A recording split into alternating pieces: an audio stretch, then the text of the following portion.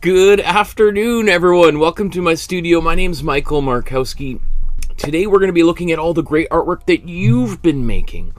And if you're new to the channel, and maybe this is the first time you've ever seen me before, this is something that we have been doing for a couple of years now, where we encourage people to submit their artwork so that we can celebrate it and give feedback on how we could even make it potentially even better. Because I think that's what we're all trying to do as artists, is trying to improve every time we set out our paints and paintbrushes. We want to get better and better so that we get closer to the ideas that we have in our head and inside of our hearts, right? So I'm super excited to take a little bit of a break from actually painting and to move to a little bit more celebration. And it's also, I guess, really exciting for me because most of the time I'm just talking to sometimes what seems like into the vacuum. And here, this is sort of the response, right? The call and response. And you guys have responded. There's a lot of work for us to look at today, which is really exciting, right? It would be really sad if there was just one or two things to look at. Here we've got this incredible group of artists here on the Facebook group, and I encourage you to use the link in the below and join the group if you haven't already. And so let's get right to it here.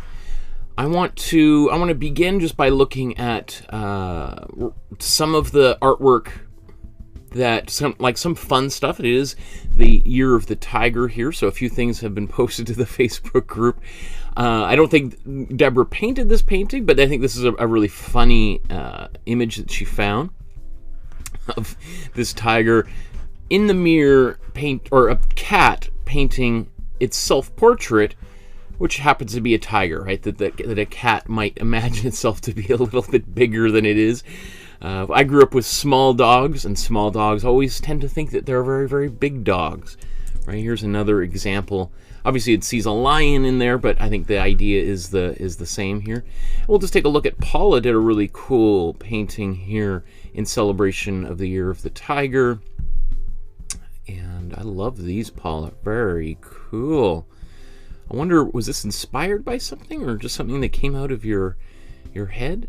Unfortunately, I can't read Chinese, so I'm not sure exactly what you've got here, but maybe if you're watching, you could let us know in the description. I also want to just welcome some of the new people that have joined the community and have started watching and participating in these classes. And so we have Judy here, who's going back and watching some of the very first classes and painting some of these early paintings that we did, a year and a half ago. And these are really cool. They look really fantastic. You know, we have our Renoir and Betty Goodwin and Marc Chagall here. Some of you have been painting with me for a while, like, oh, wow, I've totally forgot about those paintings. And it is potentially, you know, if you've been painting with me for a while and you're maybe not interested in the painting we're doing this week or whatever, is to go back and try to repaint some of those earlier paintings and just see how they go.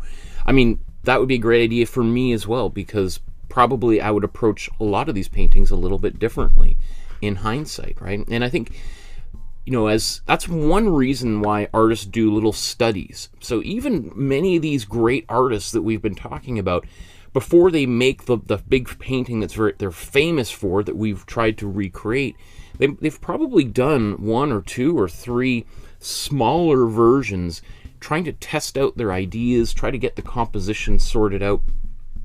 And I think that would be a pretty good idea for you when you're making your own painting, is to like, maybe I'll try smaller versions, see how it works out, and if I'm happy with the way it works out on a small painting, then there's a pretty high likelihood that it'll also work on a larger canvas as well. So here's another one that Judy did here, and she said that maybe struggled a little bit with the freedom of expression. So this is our Mary Cassatt painting. I was like, there's so many paintings we've done, sometimes it becomes a blur.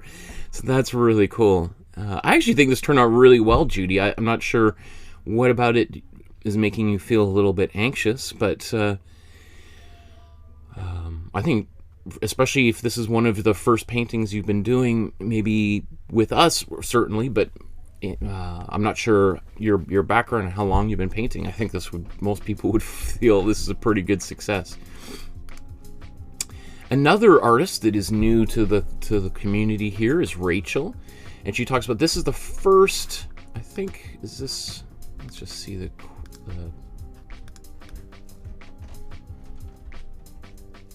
this is the first one I've ever done at age 50. That is awesome. That's the first painting? That's impossible. That is impossible. I can't believe that's your first painting, Rachel. Maybe the first painting you've done with us, but I think if this is your first one, that makes me very excited to see where you're going to be going if you keep up with it. Wow. So that's really exciting. All these new people who've been, we've just finished that first 5 episodes where we're learning how to paint. So probably a lot of you who are watching, have just done those early series of sketches. So it's just, I think we'll start getting a lot more images when we start painting some of the paintings we're going to start next week when we begin the beginners paintings.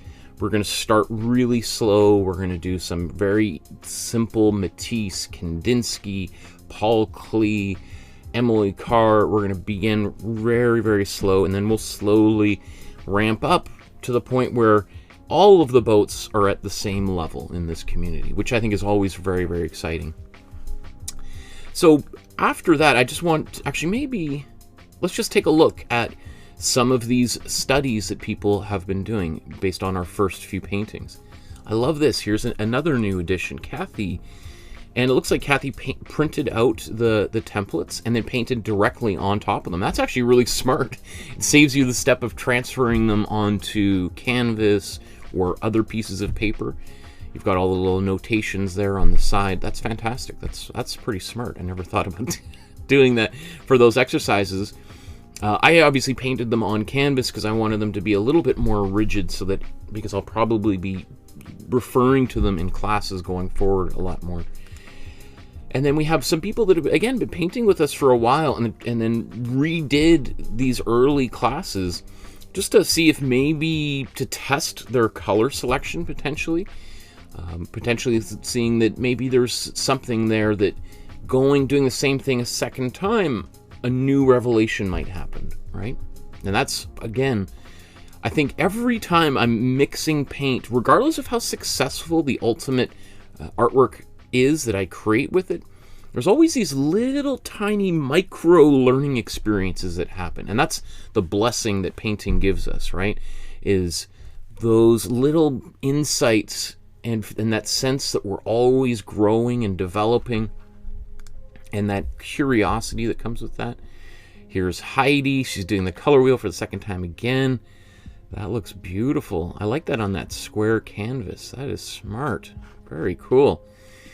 And then we have Heidi. She did the color temperature exercise that we did. And I like this. She wrote all these little notes on the back of the paper, which can be a smart idea, right?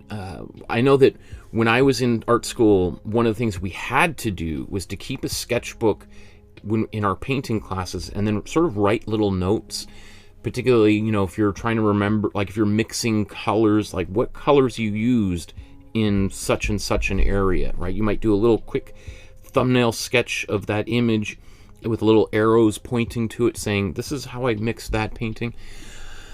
I will say, if we're using the system that we've been talking about, the split primary palette that we've been using, it does make things a lot easier, right? Because it really helps to kind of narrow down the possibilities of what those colors could be. And I personally wish I had known what I know now 30 years ago, because I remember making, the artist telling, the teacher saying, go to the store and you buy a burnt umber, a raw sienna, all these like random colors and browns and greens. And if you're not writing notes like this when you're using a much more complex series of colors, I mean, good luck. Good luck trying to reproduce anything you've done before, because it just becomes very complex very quickly. And I'm sure a few of you who might be new to the channel that know exactly what I'm talking about, right? So here's, again, Heidi's done a few more. Here's all of the tints, tones, and shades exercise we did last week. I think these look really cool together, right? I think this is all side by side. Seeing the progression and change of color is really exciting.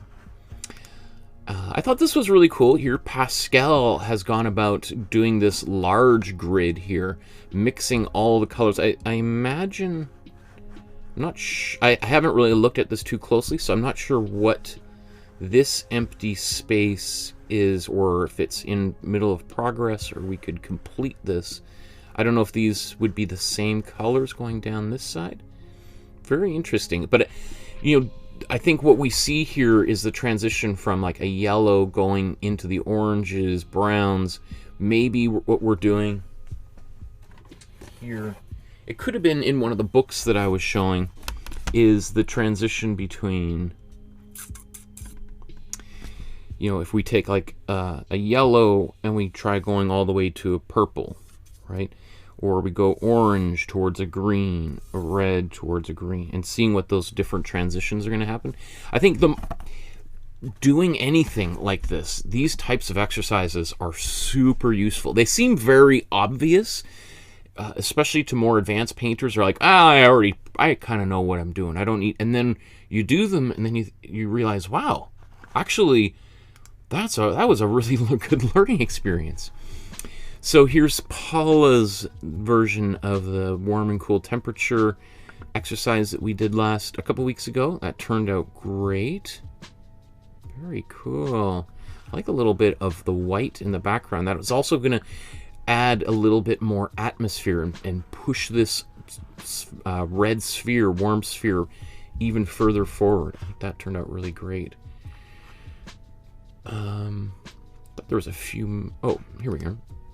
Here's Ravi, and I'm sorry I haven't got a chance to read all of the comments and the when you guys are posting your images, so I'll apologize if I'm sort of doing a little detective work trying to understand here. It looks like Ravi is trying to locate all of these different colors, maybe colors right from the tube on the color wheel, that's a interesting exercise. That would be kind of a fun thing to do with all of the paint that I have, because I've got a lot of paint tubes of all sorts of different colors. I've told that story many times about how when I started selling my artwork, I just started going and buying everything at the art supply store, which felt really good at the time. It was like, yeah, finally achieving, I can now own it all. And then why is there nothing working when I've got it all, right? It's like putting every spice in the spice cabinet into your soup. I mean, if you, it might sound like it's, I don't know, no, it doesn't sound delicious. I was going to say, maybe it sounds delicious. Doesn't even sound delicious. I don't think it's going to taste delicious either. Very cool. Here's another new member of their group here, Roxana. Says, hope you're all well. This is my second attempt at the color wheel. Once I'm done, I'm going to redo it again. What does it say? One of the things, and I just responded to this, Roxana, actually on the Facebook as a comment. I do think that this cool red here is still not quite cool enough. It might very well be a cool red, but I think what it is right there on the line between warm and cool, and I think a much more magenta like color. I mean, there might be a little, because I can see a bit of this cooler color in here when we mix it with the warm blue, which is not surprising because you're pulling a color towards the other side, so it almost becomes, even you can see this if we mix any kind of color, a blue, with our warm red, it's going to almost seem to become slightly more magenta in small quantities of blue mixed in. But I think this, because I think these purples aren't quite as vibrant and saturated as we could get. So that would be my suggestion. Maybe before you do your second version, consider just getting a different tube of red, one that looks like a pink magenta. Sandra's color temperature exercises before. I think she said before I put any kind of glazing to give a little more volume to these shapes. I think these look really cool. I don't know how many layers of paint you put on here, but I think, you know, this looks maybe better than what I did.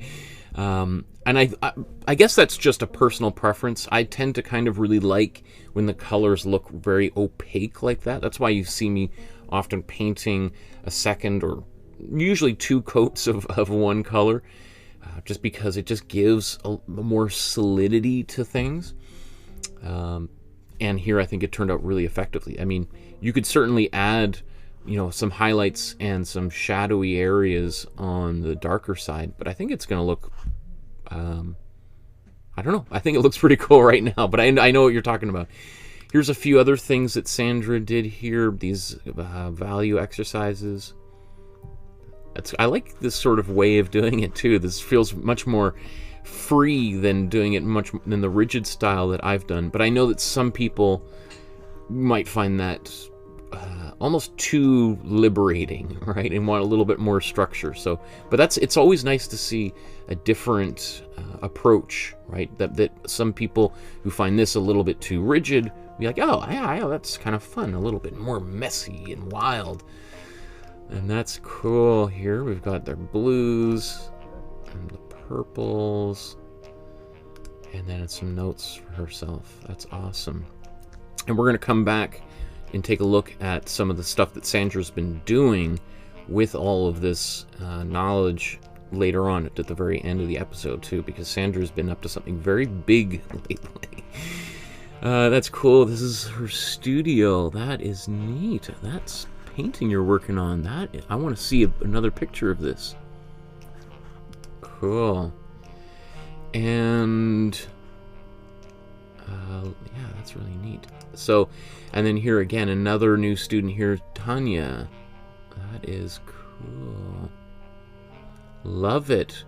Great. Even just doing the you know, a yellow, red, and a blue to practice values is an excellent exercise.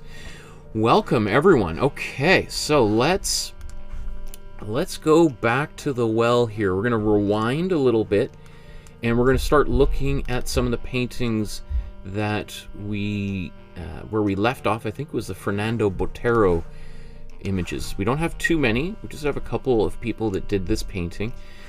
Fernando Botero being one of the great South American artists, still alive and creating great artwork today. So it's really kind of fun to see these interpretations of the Matador. This looks great, Eleanor. Really love how this one turned out.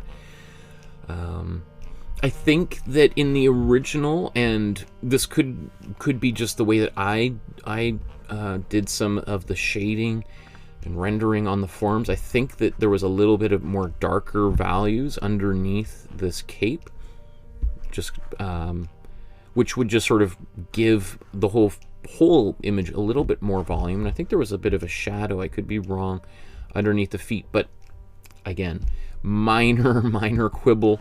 I think you probably did the hat better than I did, and even the hands. The thumb looks fantastic. All these beautiful little dots on the clothing. That is really, really nice. Great job, Eleanor. And then we have Paula's version here. That is fantastic. Oh, I noticed, I guess Eleanor took out the flying skeleton out of there. I just realized that's and Paula put it back, but Paula chopped the legs off, right? So, but again, Paula's always doing these without the use of the template, just eyeballing all that, which is, I think, exemplary. That is fantastic. So let's move forward here. Let's continue. We're going to look at Giuseppe Arcimboldo, the strangest Renaissance painter of all.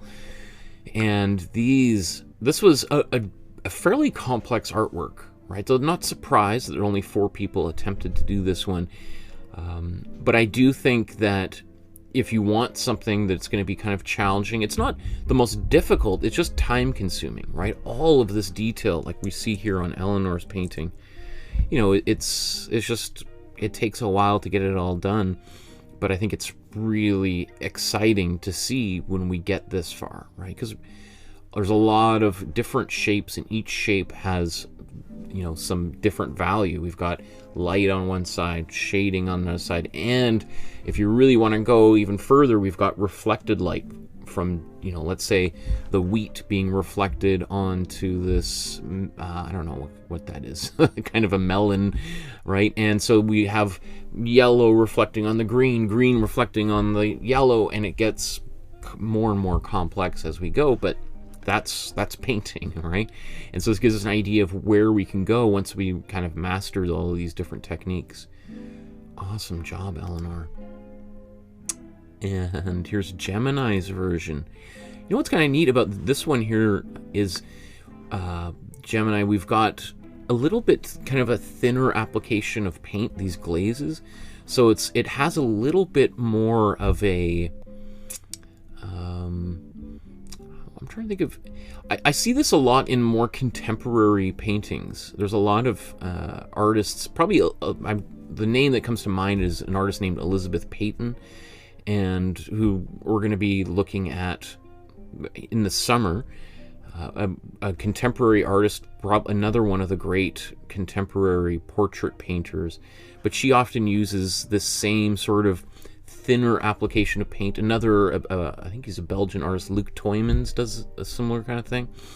And, you know, I don't see I have no judgment in terms of how artists are using paint. It's interesting to see how different artists approach the same subject matter a little bit differently. Wow, that's cool. Here's Maria's version of that.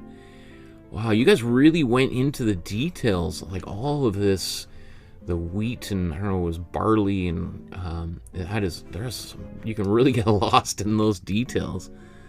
That is incredible. Let's see if we can zoom in a little bit. Wow, you guys, right in here on that chin. Wow, great work. And Paula, that's great. Wow. And I love that you mixed your own dark background colors. I think probably everyone did that. That's what it looks like. Even here, because it looks still a little, maybe there's some black, but it's certainly, we've got that warm yellow underneath here. These are great. Huh. Even, you know, this brown color Eleanor used in the background, it doesn't bother me either. I mean, obviously when we get something a little bit darker, I think it pushes the colors a little bit further forward. But I'm always up for people trying to innovate and trying to do their own little thing to it. So, okay. Let's look at the painting by Aaron Douglas. Now this, for me, was a little bit of a frustrating experience because my printer wouldn't work, so I couldn't get the template off of the computer, so I had to sketch it out myself, just by eyeballing it, which, you know, was a little bit difficult because this is a little bit more of a complex painting in terms of its composition. All of these intersecting shapes that are overlapping. So if any painting for that to happen for me was a little bit frustrating. It also took a little bit more time at the beginning of the episode. But, you know, I think for some people, just seeing that it is still possible to do any of these paintings without the direct use of the template might have been helpful. And it also kind of shows that even I get a little bit frustrated. Yeah, this looks great, Eleanor. Wow. I love the way that you use the paint.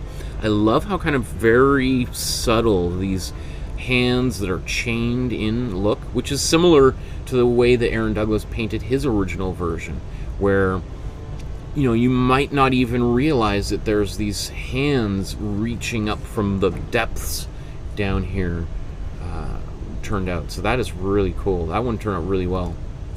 And then here's Paula's version. Wow. That is wild, Paula. Again, Paula, just like myself, eyeballed all of this and drew it all without the use of the template. And, you know, it was difficult enough for me, so I can't imagine anybody else attempting it, but you certainly did a pretty good job. I like how you've used a little bit more of a brighter palette. You've brightened it up a little bit. I like how these lightning bolts are kind of coming right into the center of the composition. That is really cool. That's wild. And as always, I always find it interesting that you tend to kind of take the portrait images and rotate them into landscape format, and take the landscapes and rotate them into portrait. Just to, I guess, give yourself an even greater challenge here.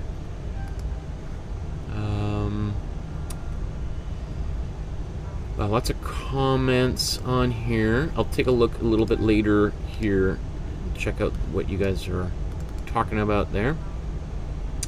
So I want to now move on to talking about Talha Rathore, the incredible Pakistani artist who created these images.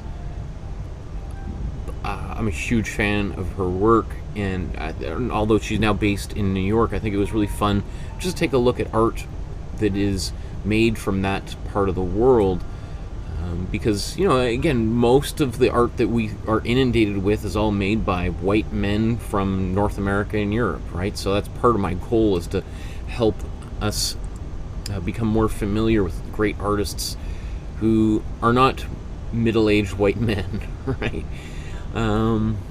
That is awesome. How about let's look at all of these that we've got in here side by side, and then we'll come back. So here's Paula's. I love how people use this painting as a way of exploring a few different things here. Right? Eleanor's the only one who tried to do it about as faithfully to the original, but other people sort of use it as an invitation to be a little bit more expressive. Right, here's May's palm trees at Christmas. Maria put a sunset back in there. And Paula put, was that pumpkins? I think this was probably around, was this a, I can't remember when we made this painting. I think it was in towards the end of October, wasn't it? Right, Halloween themed. That's awesome. I think this is really cool. Maria, I love that sunset. The sunsets are pretty tricky to do because of all of that subtle gradation, blending of colors. So that turned out really well. And then I think going back over, it's probably a Posca pen to get some of those details. Turned out really well. And May, I love these kind of Christmas lights on palm trees. That is cool. And looks almost like you've got a gold and silver paint or a pen that you're applying. So you got this really nice texture on there too. That probably is kind of a fun painting to touch, isn't it? Okay, let's keep on going here. We've got a lot to look at, so I'm trying my best to keep the train running as efficiently as possible here. So the Mehta painting, Tyeb Mehta, that here's a portrait that Eleanor did of the artist himself.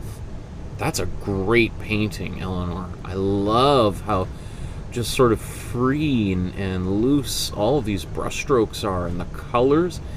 You know, getting, like, the way that you've done these eyes with the glasses over them, I think is really nice. Because we really get the sense that the glasses are maybe darkening underneath the eyes a little bit. Right? That's really nice. That is really cool. I wonder what's going on down here. Maybe you painted over another painting or something. Really cool. That's really nice painting. It makes me want to do something like that as well. I do have some ideas, because I was looking at some of the drawing course episodes that I filmed almost 2 years ago now, and thinking, I wonder how I could reboot the drawing class or add to it in some way. So I have been thinking about potentially doing sketches of either all of the artists that we've been looking at, like redrawing their portraits, as well as potentially redrawing the paintings. So instead of painting the paintings, drawing the paintings, for those people who might not actually have the templates or can't print the templates or whatever, as how would we draw them in order to get all of those images. But those are ideas. If you have any other ideas of what you would like to see in the drawing course, if I do end up rebooting it, put them in the description below. I'd be very interested to hear what you have to say. So, and then here's Paula's version of, it looks like we've got a couple of paintings. Here's the, I think these are, the palm trees from Talha Rathore here in the Tyeb Mehta painting that he did next to it, side by side in your sketchbook. Again, I may have mentioned this before, but I would be a little bit cautious of having two paintings in a sketchbook face to face, because what can happen is those paintings could stick together at one point. It looks like you're probably adding enough water in there that was going to reduce the tackiness of the painting, but it sure would be a shame if they stuck together and tore apart. So you may want to think about just painting one painting on each side of your sketchbook here. Wow, Maria said, is this what you're talking about, Maria? I didn't use a pen for this one, it was a brush? My goodness, that is wild. That's pretty good. That would have taken a lot of patience. Great job. Lolly says, you're all so amazingly talented. I'm always in awe of watching these streams. You all inspire me so much. I agree. Marie says, we could paint some seascapes and cityscapes. And Lolly says, some more portrait classes would be helpful too. Marie says, more drawing classes. Awesome. Okay, so I'm thinking about doing that probably in the fall. So I know you're like, wow, that's a long time, but time seems to go pretty fast, especially when I'm looking at these and being like, wow, these were done in October. Look how many more we've done, like 40 more paintings since then. Okay.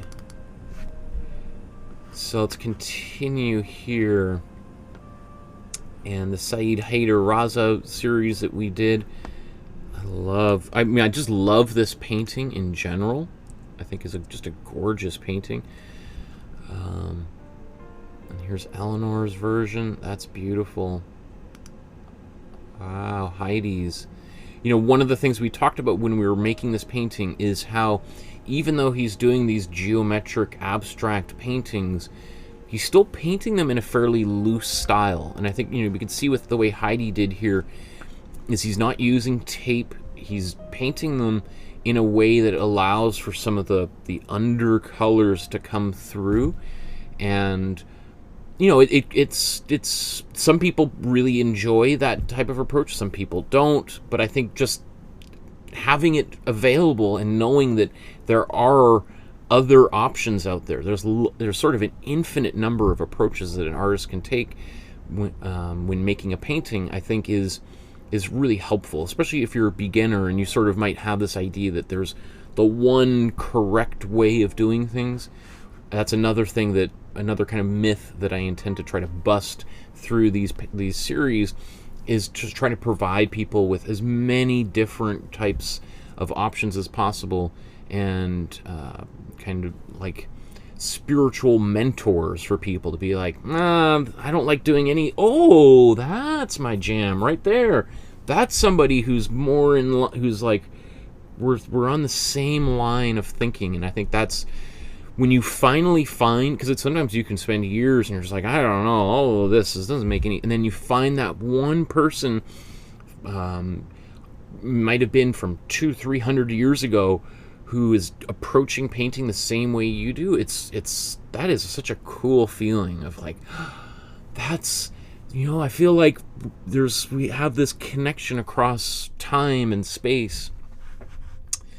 And can you imagine how cool it would be for one of those artists to realize that, 10 years after they died, 200 years after they died, there's someone on the other side of the planet who is connected with them? Very cool. So here we're looking at the M.F. Husain paintings that we made. And I really enjoyed doing this painting. This one I think was a really fun painting. And again, we saw this very expressive style of painting, very loose style of painting. I don't want to make a generalization, but it seemed to be that there was that kind of a movement happening in India that I think is, their interpretation of modern art tended to be much looser, more expressive than a lot of art that we see or saw in Western art at the time. And that, again, that's one of my favorite things about doing these classes, or just, about travel in general, is it sort of feels like you go to a different place in the world and you see, hey, wait, look how different people live their lives on this side of the world. I guess there are other ways of doing things. There's other ways of making tea or making a painting, right? Here's Paula's. I mean, you can see I haven't really had much to say in terms of feedback on a lot of these paintings. I like the way they've turned out. Here, same sort of thing, Paula. This turned out really great. A lot of these are really fun. This was a really fun painting, I think, for me to paint. Okay, so let's we're gonna move in here to talking about Pablo Picasso. We did a whole week of Picasso works, and we've got, I think, about 10 here paintings based on the old Guitarist. And the first one that pops up here is Deborah's version. Obviously, this is the young Guitarist. This is I'm a guitarist and I'm old, so here goes. So I can't. It was a little while ago that I put these images together, so I'm not sure if this is based on a photograph of herself when she was younger, or another younger person in her family. But I love the idea of customizing the paintings to fit your own family, your own story, and using them as a jumping off point, right? My goal is to try to give people an idea of how these paintings were created, and then what you do with that information is up to you, right?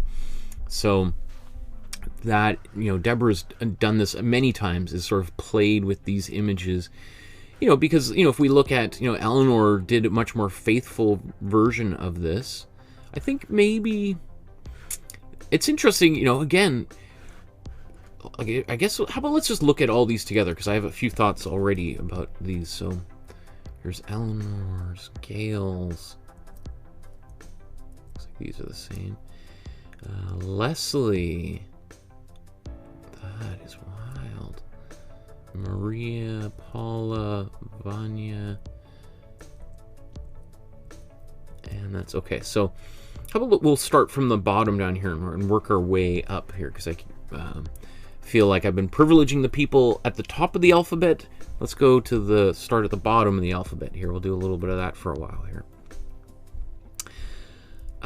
This, it's very interesting, Vanya, how kind of opaque these colors are. Maybe that's because we've got some white in them that tinted them and made them just a little bit of like flatter colors. It almost looks like everything has white in this painting, which is not a bad thing. But the one thing, if we add white in every color, what it's going to do is it sort of pushes the whole painting a little bit further backwards. All of the colors, because white, when we mix it into a color, gives it a sense of like atmosphere, right? And so if we were to, for instance, put a color right out of the tube, or one of the more intense colors from around the outside of the color wheel, or we put black, all of a sudden what you've got here will appear to go even further back, right? We don't have anything quite so contrasty or contrasting to that image, but if we did, it would really push it back. So right now, if you think of any kind of painting like a window, this is sort of existing behind that window. To what depth, it's unclear, but if we added some more saturated colors that haven't been tinted with white, those colors are going to move right up to the window, right? So it's just something just to consider about maybe boosting the value level here by having a little bit more contrast. Wow. That is cool. That's cool, Paula. You know, I imagining, Paula, that you use water to thin your paints out. Maybe you're using matte medium, but I always see this kind of thing as being, you know, these thinner kind of maybe glazing qualities. And I think also you use watercolor a lot when you're doing these paintings too. So, and I know you've done a few of them in oil paint too, right? So I like that you're playing around with different materials and mediums.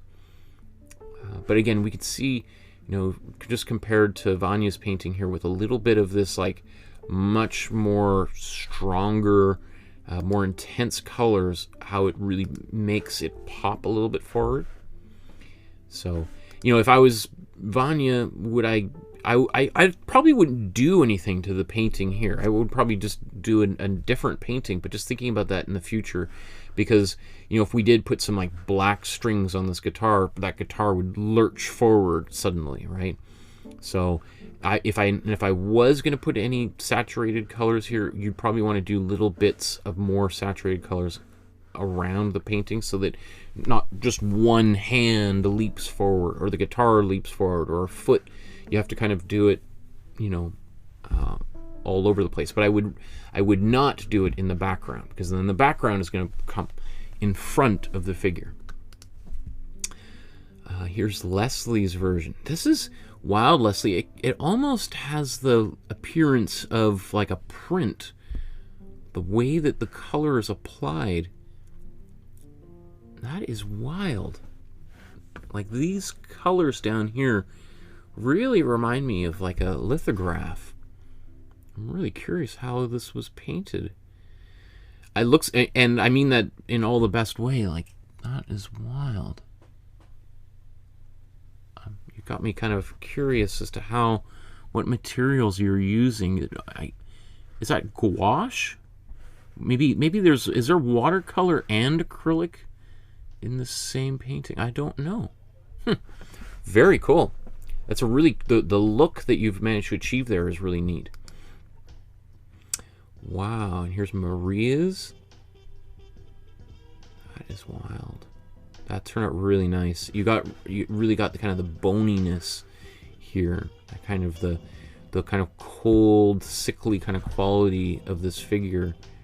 You really kind of nailed really well. Huh. That's great. Yeah, let's just keep on pressing forward here. Gail, wow. Huh. These are great, you guys. You know, it is interesting, you know, just in terms of how this is painted. This is much more painterly than, for instance, Maria's, where we have much more definition in the figure, right? Where Gail's a little bit looser with the way the paint's applied. And, you know, I have no judgment whatsoever one way or the other. I just think it's so interesting to see how different people are approaching the same painting. Even here with Eleanor and, you know, these arms and legs being kind of yellow, I like that we've got a little bit of that yellow still in the face, because if we just had this face was all kind of white, then it would look very different, right? Obviously in the original, Picasso has darkened, or not darkened, he's used kind of blue over top of the skin to give it the figure kind of this cold quality, whereas this warm yellow, that's kind of interesting. I do feel like I still want to see a little bit of white, because we got a bit of that on the neck. You know, having just a little bit of white might be kind of nice, but I also don't mind it like this. It is a different interpretation of the original, but it's also, and it's kind of cool. I mean, that's wild. And then again, we have Deborah's version here of a child playing guitar, or a young woman, right? That is really neat. It's funny, you know, there's a lot of people have been recreating famous paintings with themselves replacing the original. So let's continue here. We got lots of Picassos to check out. So this might not make sense here, but this is, if we see that photo out of context, but I love that she replaced, again, that image of a child. So let's start down here. We'll look at all of them, and we'll kind of go back and forth. So here's Paula's version of Picasso's Child with a Dove. There's Maria's. There's Heidi's. Eleanor's. And then Deborah's that she reworked with this one. So this, I changed the child for my eldest child who just turned 50. That is really cool. I mean, there's probably a lot of people, if you showed them this and told them this is what the original Picasso would look like, they'd say, "Oh, that does look like." And then you see it in comparison to another student's work here, and we're like, "Oh, that's definitely much closer to the original." But I love the idea of customizing these paintings and making them a little bit more personal to yourself. So really neat. I also really like the way that this dress, that the colors, you know, and obviously that's in the original with this flower dress. Really neat. Great use. Great way of making this painting more personal. Eleanor's. Wow, that looks great, Eleanor.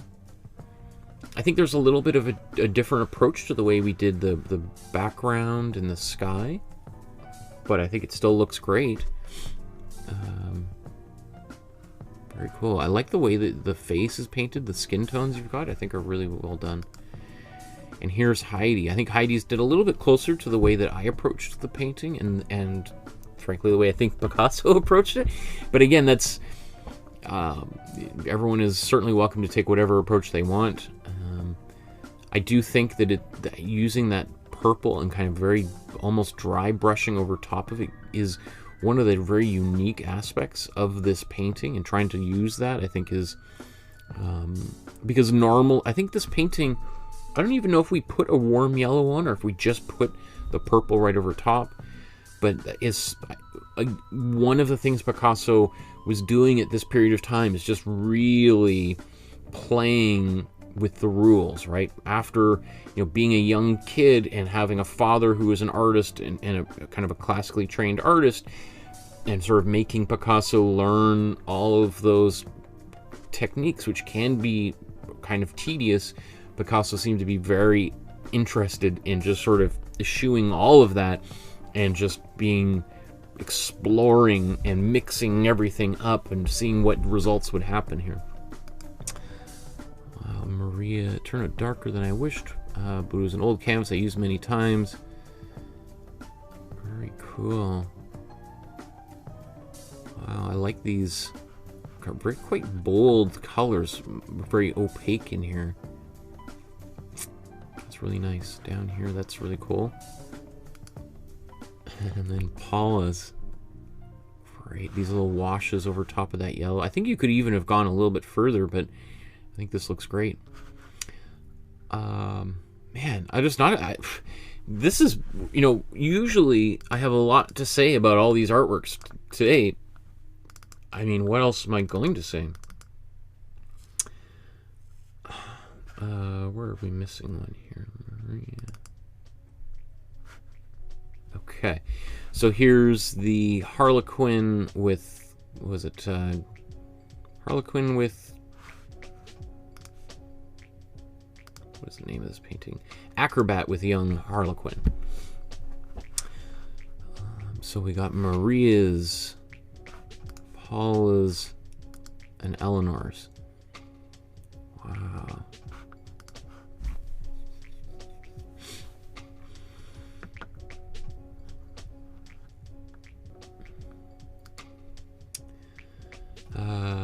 Rachel says the little girl paintings are stunning and adorable. They are quite the achievements. Hey, Rachel, I would encourage you to try one. I'm sure you could do a great job too. Or maybe you have, but I haven't seen it on the Facebook group yet. So that's my challenge, right? Okay, so Eleanor here. Wow, another great painting. I love how kind of opaque this is down here. I think it's a little bit different than the way Picasso did it, but it does really feel like it grounds that painting. What's interesting about doing that is all of a sudden it makes me feel like this is this is almost like on a stage, and that this is a painted backdrop, which, you know, Picasso was at this time making some large, gigantic paintings as backdrops for some of the Russian ballets. Sergei Diaghilev, who was the head of the Russian ballets that were touring around Europe, commissioned Picasso. They collaborated on a number of these big backdrops. So it's funny to see the painting executed in this way, because it's like, wow, maybe was Picasso painting a painting of a backdrop, or just, like, I don't know. That's very unique to see it that way. That's wild. Here's Paula's version. I really like the way you've painted, especially the face in here. Very expressive. I love all these little tiny brush strokes in here. Really well done. Very cool. I think kind of making the background maybe could be a little bit softer, but some minor thing there. Wow, and Maria. Wow, cool. These are all really great, you guys. These aren't easy paintings. As I said, like, Picasso at this time is really all over the place and really playing with things, and so for me, trying to kind of figure out how he was doing all of these was like a bit of a challenge. Okay, here's Maria. I tried my own version of the Three Musicians by Picasso. Not confident about this one. I feel like something's missing. I'd love your feedback on how to improve it. Well, so Picasso did a few versions of this painting, one of which we obviously did. And then you've gone and oops, kind of added your own little thing to them, because I think these were much more, in this version that he did, much more Cubist inspired. So you've kind of rounded a lot of the edges. I mean, how would you make it better? I don't know what is necessarily wrong with it. I mean, I suppose it's hard to say, because, like, for instance, like, what is your ultimate goal? Like, I mean, one could say the tiles on the ground could, right now, they're fairly flat, which is kind of making the ground feel like it's sort of going straight down, as opposed to being, like, it's almost like they're a little bit floating on the surface. So if you wanted, you could really like, it would be pretty complex in terms of perspective, especially for someone who may or may not be that familiar with perspective, to try to get this diamond pattern into perspective, which would mean, let's say, for instance, some of these in the front being larger and then receding backwards. But that would basically involve repainting that entire floor. So that would be probably not something you'd want to do. I think probably adding more shadow down here and just really grounding them. I see a bit of shadow, but I think we could go even further. Putting maybe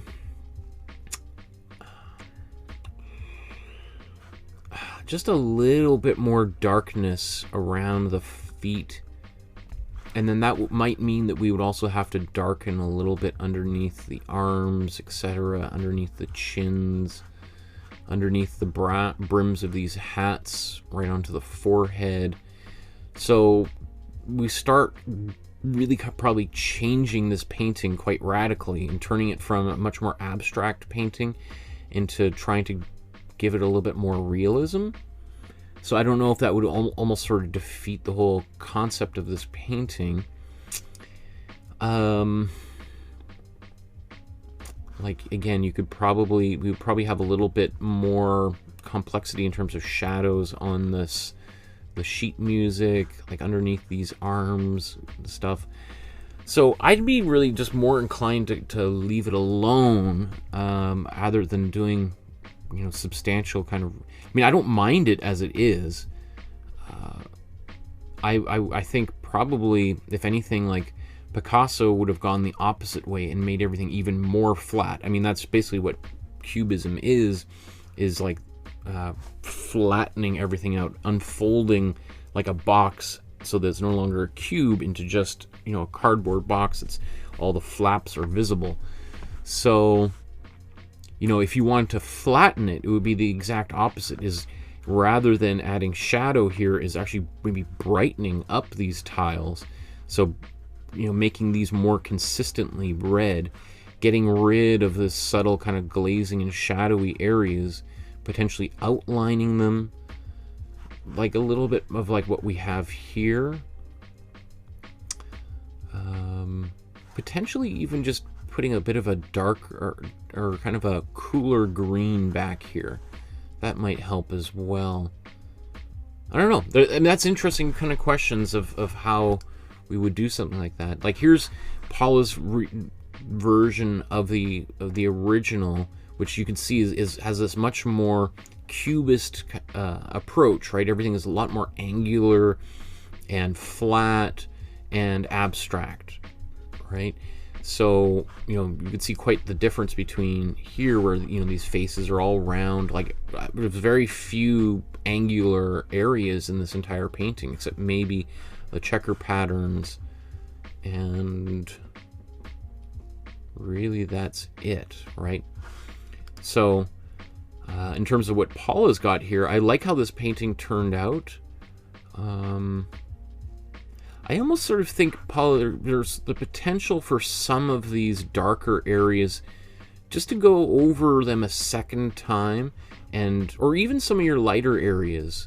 I don't mind this painting as it is, but I do think some of your paintings tend to have this, again, that little bit of a thinner quality, like we're adding water in there, so we're getting a very glazy, and I mean glaze, not lazy, but glazy, that which is not a word, like a glazing type of effect everywhere.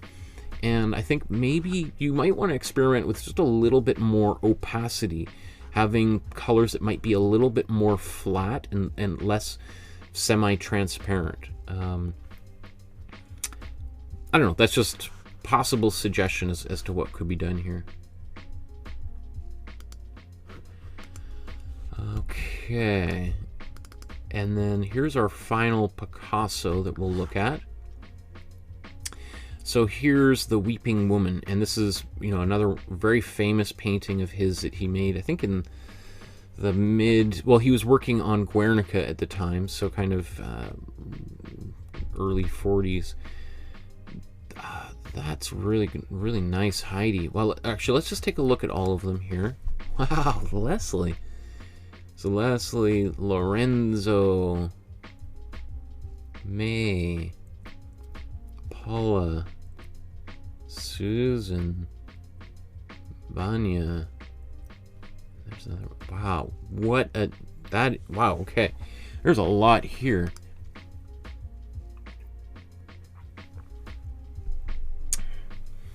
And Lolly is being so generous with these comments. That we all really appreciate that kind of very supportive, encouraging feedback, Lolly. That's awesome.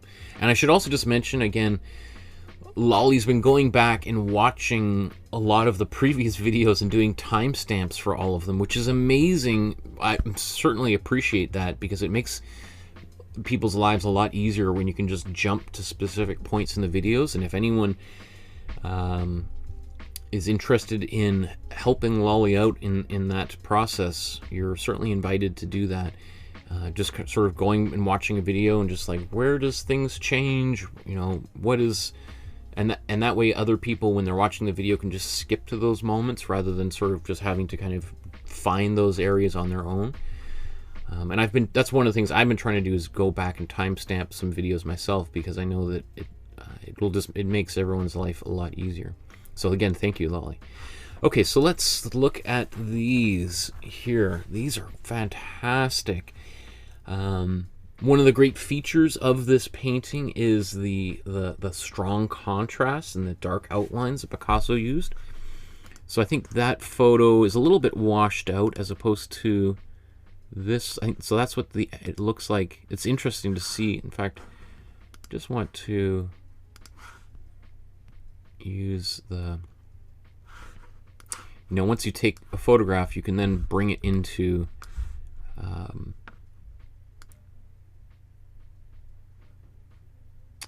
Just open it up in a picture viewer, and we could see how different that becomes, right? Because we were here before, just bumping up the contrast. That might be a little bit too far, but this goes back to what we were talking about in terms of value, right? So if often, like, beginner artists are more inclined to be a little bit more timid in terms of value, and so we have a lot of mid-range values, right? Bumping up the contrast instantly creates a much more what would you say, in one way it becomes much more graphic, and graphic is, again, not violence, graphic violence, but much more of a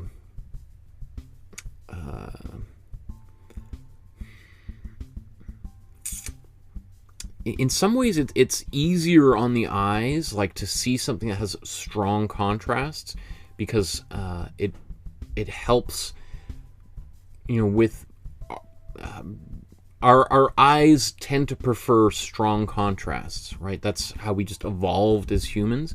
So lower contrasts require more attention.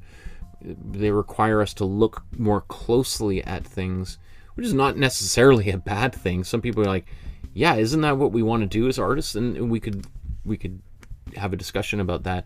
But I do think stronger contrasts are just something that we just inherently appreciate as people. Now, having said that, there are artists. An artist that immediately springs to mind is Giorgio Morandi. And if you've done the Intro to Painting course, we did a Morandi still life. We did two. We did a vase of flowers and some bottles. The bottles he's most famous for. And Morandi, Morandi is considered to be like an artist's artist, right? He's really, he's beloved by artists precisely because he was trying to make paintings that have lower value contrasts, just to see if it could be done, right? And he was a master, and he did a great job of it, but it's definitely something that requires more patience and skill to pull off. Anyway, sorry, I just went on a little bit of a tangent there. So these look great, Vanya. I don't know what to say. I love the way that these colors in the hair and these dark lines over top, that looks really cool. And that is a feature of his paintings. I pulled off. Wow, Susan, that is gorgeous. That is really cool. Again, those really strong contrasts, especially in this painting, really work really, really well. I also really like how you've got these softer, slightly tinted colors in the background. Going back to some of the things we've mentioned a few times today, is it really, can you see how that little bit of white in those colors, tinting it, and we don't have any strong dark lines, how it almost feels like this, we really do feel a sense of depth here, that this head is distinctly in front of that background. There's no question about it. Whereas, if you wanted to make that a little bit more confusing, which Cubism kind of does, is confuses foreground, middle ground, background, so everything is on the same plane, you can de-emphasize those contrasts, all right? But in this instance, I think you've done a masterful job, or a great job, Susan. Paula's, wow, that is wild. Same sort of thing. I think, obviously down here he's got a little bit more darker values, and he's kind of painted over some of these. I don't mind it like this, but I do think maybe going into darkening some of these lines with a dark blue, or potentially even your black, or mixing your own black probably would be better. I think this painting would transform. I like it how it is right now, so I'm not sure I necessarily want you to do anything more, but I could see a version of this painting, Paula, that is maybe a little bit more like this, or like what Vanya has done. right? Just boosting up those contrasting outlines. Okay, and May, wow, that looks great, May. Like, what? I don't know what to say about these paintings. These are great. There's a lot of work in this painting. Great job. It's also interesting that you've also painted some colors back over top of some of these darker. So it looks like maybe you just applied dark color over this and then did all these little lines individually, which is a different method, but I think it works just as well. Creates slightly different effect, but that's acceptable. All right. Tanya says, I think intense colors trigger our lizard brain. It's probably true. You know, it's some way like really bright colors, high contrasts, you know, are sort of like the sugar and salt of the visual realm, right? You know, like McDonald's, they just pour in the intense flavors, and it's just like, wow. I mean, it's certainly different than when you make a salad at home and then you go have McDonald's French fries and a Coke and cheeseburger. They're just as much salt and sugar crammed into all those things as possible. And it definitely makes that salad seem really bland, right?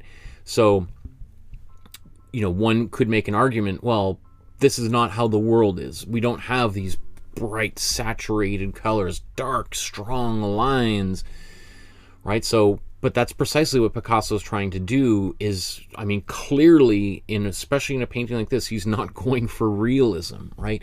He is really going for those strong contrasts, bright colors, dark outlines, and it makes this very iconic type of a painting, right? It instantly jumps out at you. Like if you're walking through a museum and you come upon a painting like that, it's hard to ignore it, right? It's going to be very, very visible from across the room. Great job. Greg says more contrast equals more dynamic. More contrast, more dynamic. Probably more contrast equals more dynamic.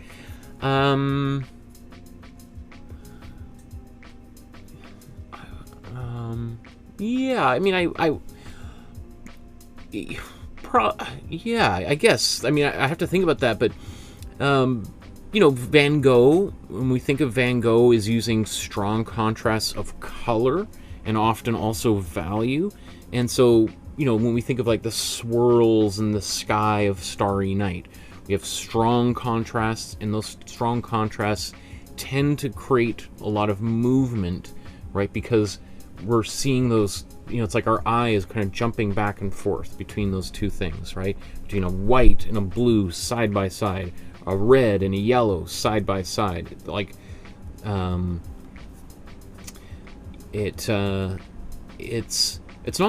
it's not hard on the eye, but it's just, again, I sort of skipped over it, but like if we think of like how the human eye is evolved from like being in the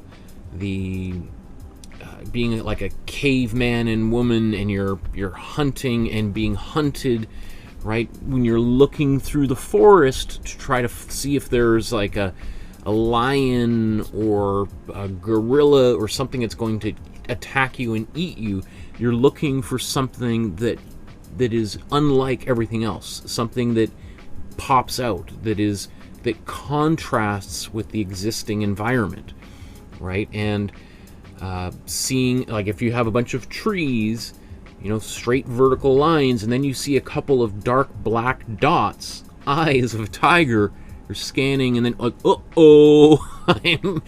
I'm better start running, because, you know, that's our eyes looking for what is the exception to what we see around us, right? So when we see a painting that is just full of super big contrasts, it's like our eye can't help but look at it, right? So, great job, Lorenzo, here.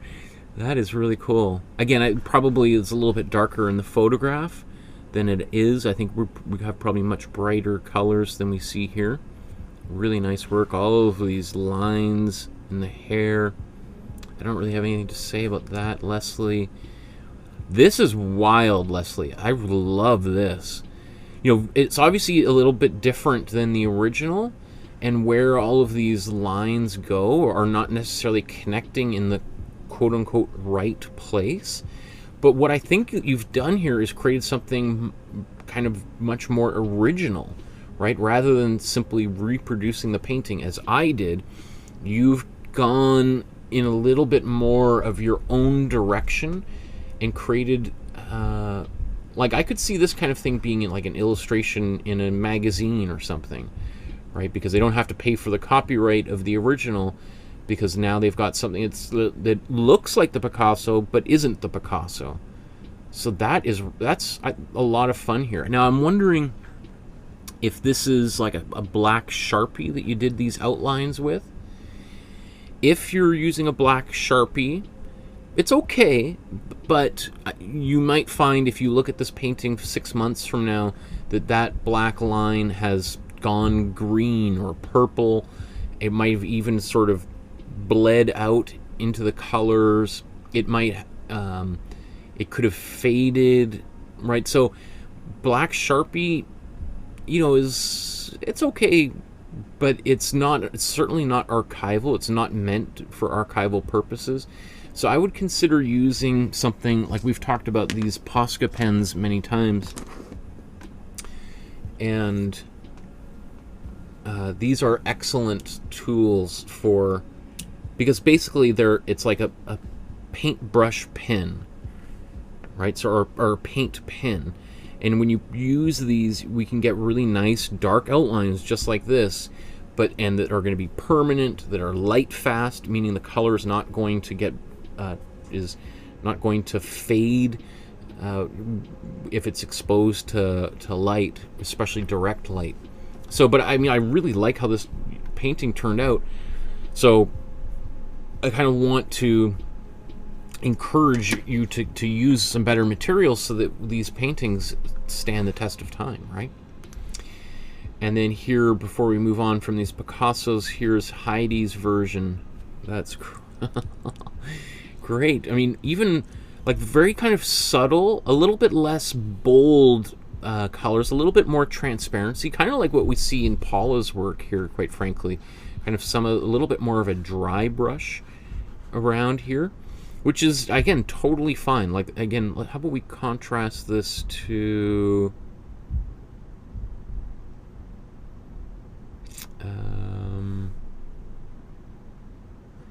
is it Susan's? Right, see the difference? I mean, again, it's up to you to decide which method you prefer most. Right, we have Susan's where we have these very opaque colors, right? Colors that are not transparent. I think that's partly because we've got a bit of white in here, and again, that tinting those colors is going to reduce their intensity, but when they're set right against these black outlines, everything still pops. Versus, like in Heidi's here, a little bit more that dry, a little bit more transparent, a little more dry brush quality. I mean, I could see some people really preferring one over the other, and I think as anyone watching, it's just sort of feeling like what appeals to you more, right? And the more and more you paint, the more your own style just sort of bubbles to the surface, and I think that's super, super exciting. Okay, I'm going to keep rolling right ahead here. I think we'll look at two more artworks by these masters, and then we're going to look at the artwork that you guys have been working on your own, because we've got a lot of paintings to go through here. So we're talking about Niki de Saint-Phalle, the great French artist, and this is the painting that we did. So we'll just kind of zip through a few of them. Come back up, and then this is another one that's in the Dropbox folder that we didn't do, but I really liked this painting. That's why I obviously included it. So it's cool that Eleanor did that one as well. So I think this turned out great. I don't think I have anything I could really offer in terms of advice, Eleanor. That turned out really... I'm really happy that you did this one, too.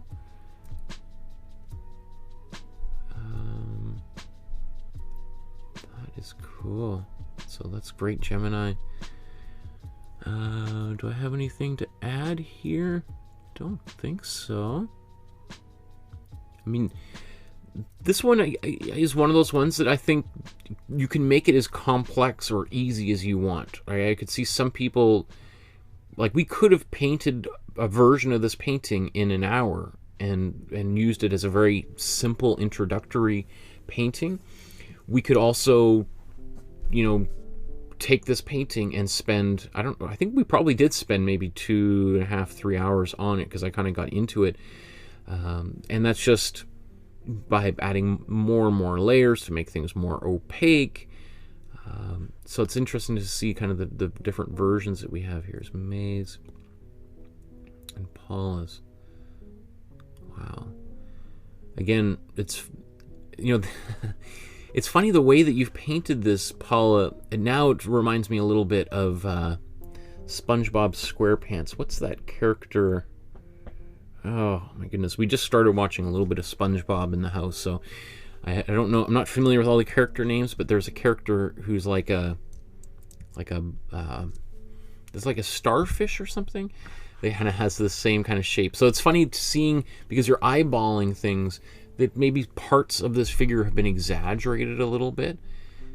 I think that turns out really well.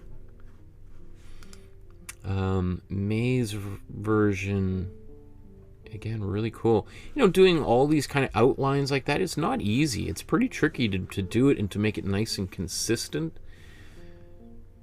It looks like maybe there's a Posca pen or something that you've used just to sharpen going over these lines, perhaps. Which I think is that's what I used to help.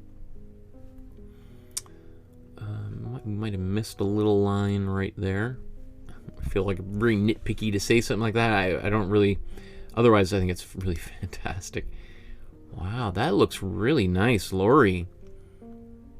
That is really nice. There's a lot of really nice subtlety to this kind of violet color inside there. Really nice sharp lines.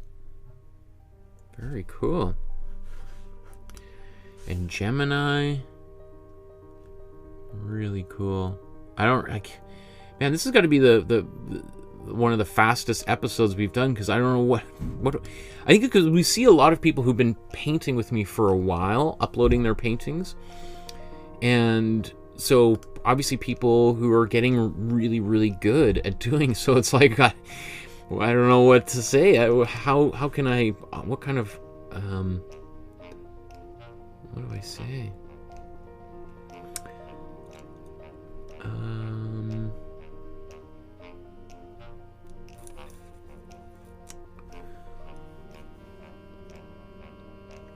Oh, some questions, comments in here I see. Paul says, as Ace, right? That's Paula. I have ordered some acrylic paints from Desir's. It should be here next week. I like your comments, Michael. Thanks. I love the class. Let's see. There's my old friend Brian Bunny Batista. Great works, creatives. Thanks to you, Mr. Markowski.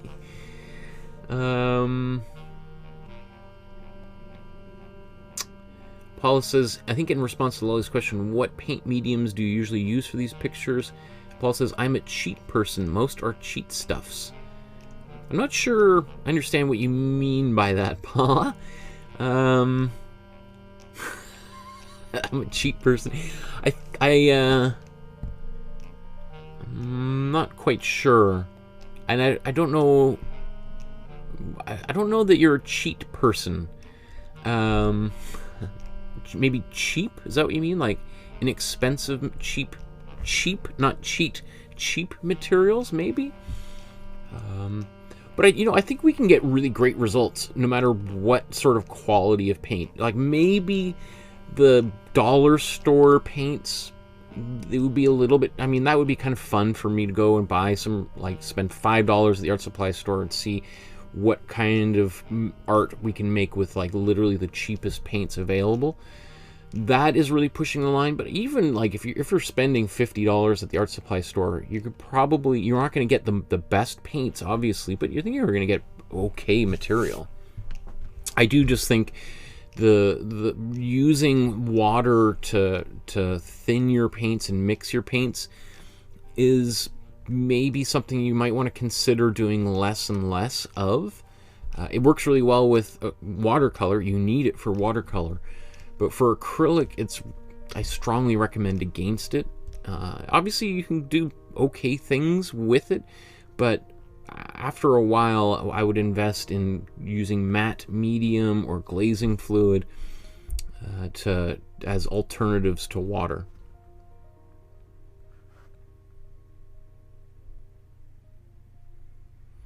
Heidi says, thank you, Michael. Do you have time to review the works revised based on your feedback? Yes, we're getting there. We're getting there. That's coming up soon here.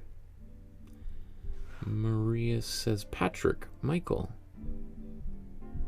Did I miss something there? I'm not sure what that means, Patrick. Anyway, you certainly let me know in the comments. So let's continue forward here. I'm just going to close this and open a brand new one. So we'll take one more last look here. We're going to look at the Mickey Mouse paintings based on Walt Disney's earlier version of Mickey Mouse. And so we have Eleanor, Gemini, Heidi, Leslie again, Lorenzo, Paula, the Mickey Mouse that I gave to my 3-year-old grandson yesterday. That is so adorable. Oh my goodness. And there's the painting itself. It does look like it's been squeezed. I'm not sure why. It looks like however these photos are being taken, they're squishing them, right? Because it doesn't seem like the original is that squished. And then there's Susan's. So we can just start right here. That is cool, Susan. I think this turned out great. I really like in terms of Mickey Mouse, those big, bold, saturated, flat colors work really well here. I even like the nice subtle bit of glazing we have on the nose and the cheek here. A little bit of that red, I think, works really well. And these nice, bold, dark black outlines serve this image perfectly well. I mean, obviously, the way that I painted it, I had a little bit more blending in the background to soften the rays, which is, that probably spent the majority of time on this painting on the background. So, at this stage, I certainly wouldn't do anything to it, but it is sort of worth maybe thinking about, trying to try a little bit more of that technique if you want. Paula's here, I think, turned out really great. I think, looking at the original and seeing how happy your grandson is what it's all about, right? If we can brighten someone's day like that through painting, that's mission accomplished. So well done, Paula. Really cool. Again, drawing all this by eye without the template. Pretty well done. Good job. You made somebody's day there. And here's the Lorenzo did a Minnie Mouse version to accompany Mickey. I like that a lot. I'm wondering, when I look at, this nose, it looks like there's maybe a little bit of difficulty with the glazing fluid, or how, I'm not sure, maybe this is a dry brush. So that's something we could work on, is just how is trying to get a little bit softer of an application of paint. It might have been something like you painted it and it started to dry as you're trying to soften and blend it out, and it didn't quite go the way you wanted. I imagine that's because that's happened to me a few times. If that glazing fluid is starting to kind of cure before you get a chance to blend it, it can start kind of giving that kind of I don't know how to describe that quality. That's what it seems to me. So there are two ways that you could fix it. One of which is we could continue to add a little bit more of a glaze over top of it with this pink and make it a little bit more pink. Obviously, we could just paint white over top of it and it would just disappear entirely. And then you could try glazing back over top of it. Like, I think right here, it turned out a little bit better. It's a little softer.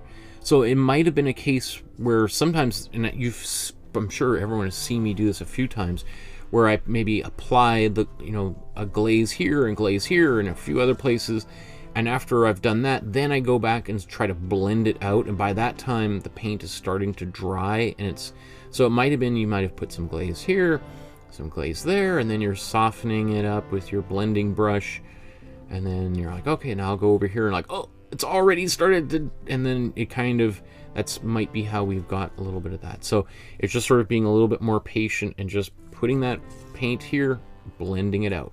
Putting that paint here, blending it out. It's just you learn as you go. I like the radiating lines in the background. I think also turn out great. Obviously a little bit different than the way that I did it, but I think this is a pretty successful solution to that, because I'm sure it probably took you far less time than it took me blending it all out. Okay, we got 5 more here. We got Leslie's Mickey here. That turned out great. I like that. I kind of like the way that the paint has been applied. It has a more painterly kind of quality. I don't know what to say. That looks great. Even just the way, like, these very confident lines that you put around here. Very bold, strong lines. I like that a lot. I even like how you wrote Walt Disney, just like he signed his name. And here's another one. It's interesting how it's inverted and going the other direction. Kind of makes me feel like it would be a cool little, like they kind of bookend something. Like you could have one and then another one on the other side. I don't know what you'd put in between, but maybe it's a Minnie Mouse goes in between. That's fun. It is interesting. Trying to draw the same image backwards gets a little bit tricky. I don't know if because we have a little bit of a distortion on the nose and the hands. Obviously, trying to invert it is like a very mentally challenging process. Here's Heidi. I painted them with my kid's niece in mind. Look forward to presenting them one day when we're allowed to visit China. That would be cool. Imagine how happy they would be. Really great. The one thing I would say is maybe, his pants are a little bit thin on the red and they could be darkened. Maybe. Minor quibble. I love the way the subtle kind of transitions on the hands, so that worked really well. And Gemini, great job as well. Really nice. I think it's just the image is a little bit darker in terms of the photograph. It's a little bit blurry, so it's just a bit harder to see. But yeah, it looks great.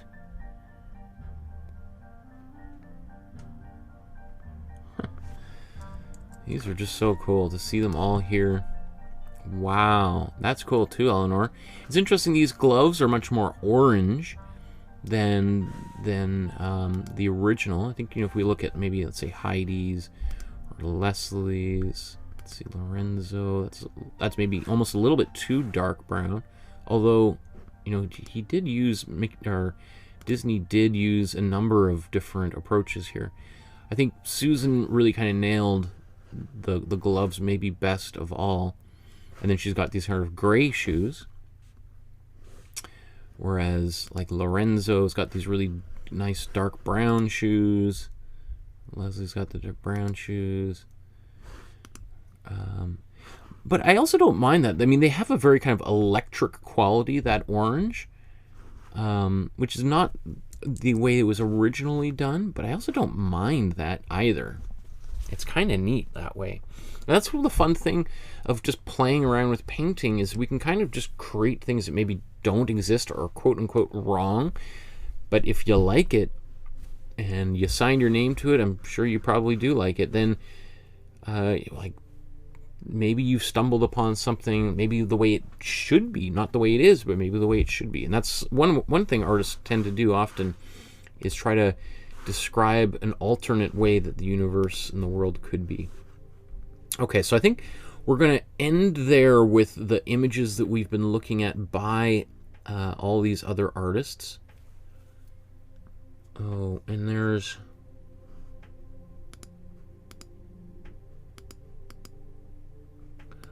I don't know if there's the paintings we did of... let me just take a look at... We haven't looked at some of these paintings we did of the ghost and Bigfoot.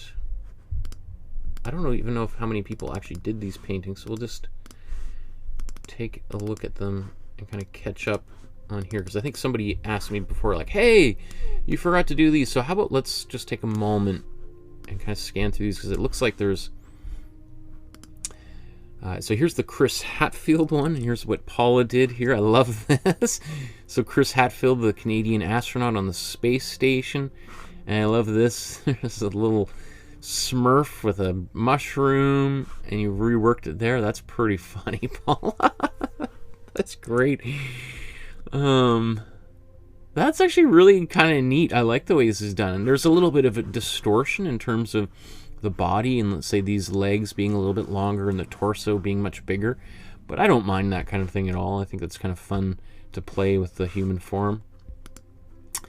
Here's Maria's.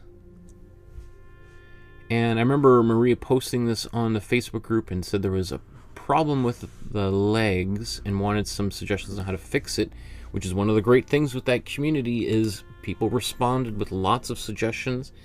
And this is what she ultimately did with people's feedback. Whoops, let's go back to here. So that's the original, and that's the updated version, right?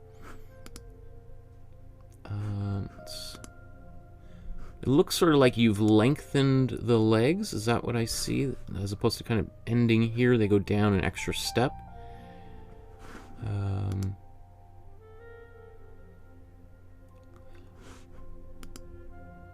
I think probably that was...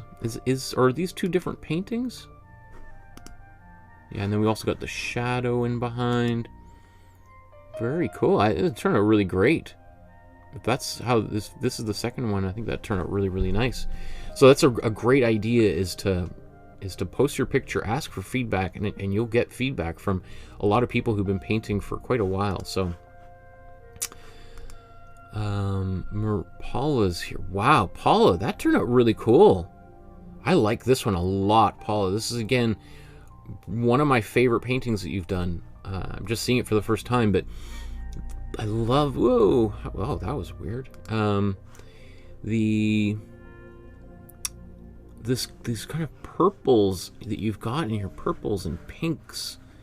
It's really nice. That is really cool. I really like this one, Paula. That is really, really nice. I think... yeah. I think this turned out better than the one that I did.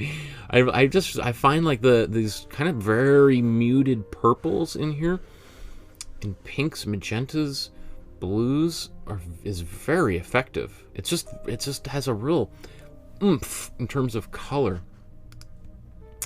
Oh, and I think this is something that Shelley created for Maria. Again, a great example of this community of people trying to help each other. This is the original, and then Maria or Shelley found a photo of someone going down the stairs as a way of offering kind of feedback of how we could improve it, and then we got the finished version. That's awesome. Way to go, community. I love that. That is cool.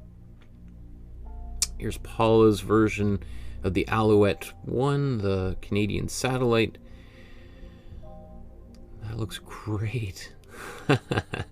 I like how much color you've put in here. I even really like this kind of warm ultramarine blue outline you put around there, and even blue stars in the sky. Very cool. And we've got the constellation actually mapped out. And there's the Bigfoot. I'm surprised, you know, it's interesting that this video that I did of the Bigfoot is one of the most popular videos that I have on the channel, and yet I only see one person that did the painting, Phalle here. So I don't know. There's a lot of people watching the video, not that many people painting the painting.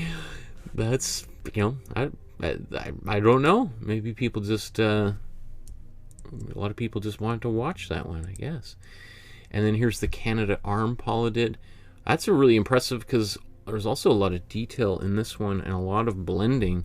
It looks like watercolor, potentially. Great job. I think it was interesting using watercolor for this one, Phalle, because the earth under here, getting those kind of glazing effects, is a little bit on the more trickier side. Wow. Okay. What are people talking about the power lines? Which ones? Oh, in the backgrounds. Okay. Of the Mickey Mouse, I'm assuming. Okay, so I'm going to continue. And, you know, just speaking of paintings that very few people did, that we also haven't, I don't think we've talked about. Again, you'll see Phalle did all of them, because Phalle is always painting things. But a couple of the paintings we did for the Paint Arcade, these versions of paintings from Fort Nite, only Phalle was the only one that did this Raven, or Calamity, I mean. And then here's Raven, Phalle did, and here's Eleanor's version. I honestly think these two paintings might be some of the best paintings that I've done on this channel. So it's surprising that very few people did. It doesn't surprise me so much, because probably a lot of people watching aren't familiar with Fortnite or video games in general. But if we just sort of take away the idea that there's a video game that they're based on, and just as images themselves, and especially if you want to create a gift that would surprise younger people in your family, if you want to be a hip grandma or grandpa, you know, you'd definitely be like, wow, I didn't know you even knew what Fortnite was, Grandma. And I do talk about a little bit about what those video games are for those who are interested. So Eleanor's version here, I think that's really cool. That turned out really great. You know, I think you could even amp up a little bit more of the contrast, go even a little bit darker into a few areas here, you know, probably underneath that leg. And it would give even more dimension to this character. You could do that just with a little bit of glazing fluid and a dark color. And, you know, I put maybe just a little bit underneath this armpit, even a little bit behind this hand, and I think it would pop that hand a bit forward, a bit under this armpit, right? Maybe underneath the scarf, a little bit here. So, but anyway, I think that turned out really well. Phalle's, that's wild. That's great. I love those really bold colors. Again, those pinks and purples, magentas turn out fantastic. Wow, and this one as well. I do like this kind of outline with this yellow. I think that's quite effective. I almost want to see, it makes it look like the light's coming right from in behind, so it makes me want to feel like we could even have a bit more yellow kind of coming around her jacket underneath her arm here, illuminating that, maybe even a bit on that arm. Great job. And maybe even a little bit of that yellow white on top of her hat here. Okay, so I want to move on and talk about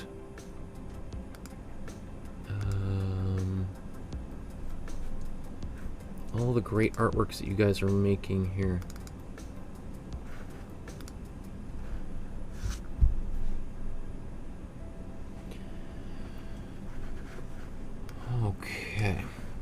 And so we looked at this painting by Rachel earlier, just in the same folder. So let's talk about some of the, this is I think what Heidi was asking about in the chat previously.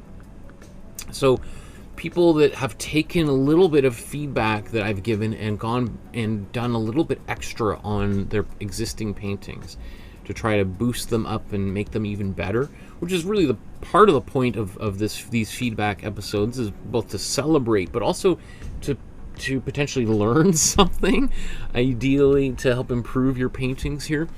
So Heidi submitted this painting well, probably, I'm not sure exactly when, but I think we looked at it last time we got together.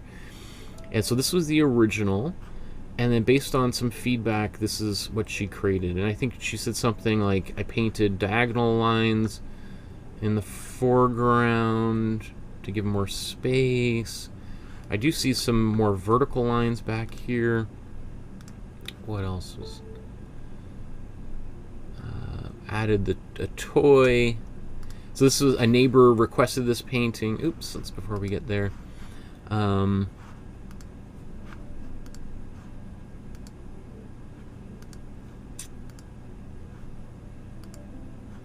assuming Dash is the name of this dog.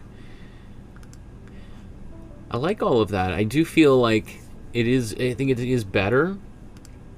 You know, I can see, again, like if we look at some of the texture in the background, how that's changed. And it looks like you didn't really do anything to the dog itself. Maybe a few little highlights, but again, I really liked that. You know, now that and I also like that you have these horizontal lines in front here. I don't think those were there before. Yeah, so we had these vertical lines here. Putting that just helps give it a little bit of a ground to sit on. I think that works really well. I mean, I could see now a little bit of a shadow potentially underneath these, just darkening very slightly. But I think it looks pretty cool as it is. So I don't know if I would do any changes. We also have another one that Heidi took some advice on and reworked. I think I had said something about how this glove there was a little confusion here and just darkening in this area, defining the roof and the visor of the car. So then she went and took all my suggestions. Now we've got something darker down here, which makes this glove make a lot more sense and makes this area make more sense. I think there's a little bit of slightly different color up here than it is underneath to make sure that that's clear, that's glass. And then also just brought this line from the roof of the car straight across, right? So if we look again at the original, it does make, I mean, very, very subtle difference. You know, probably at first you kind of look at it and you're like, I'm not sure I see any difference. But I think those little changes are just going to hold people's attention a little bit more. So I'm all for that. That's great. So great job, Heidi. And I also just appreciate it anytime anyone takes a little bit of my advice and tries to improve their artworks. It makes me very satisfied. So here's another new member of our group who's been working through the drawing course and uploading some of their drawings. There's Alex. Some lions and birds, soccer players. We can do it. Getting vaccinated here. Oh, this is nice. Look at these figures. Those are nice. I like these sketches of people. Those are great. Wow, you're getting good.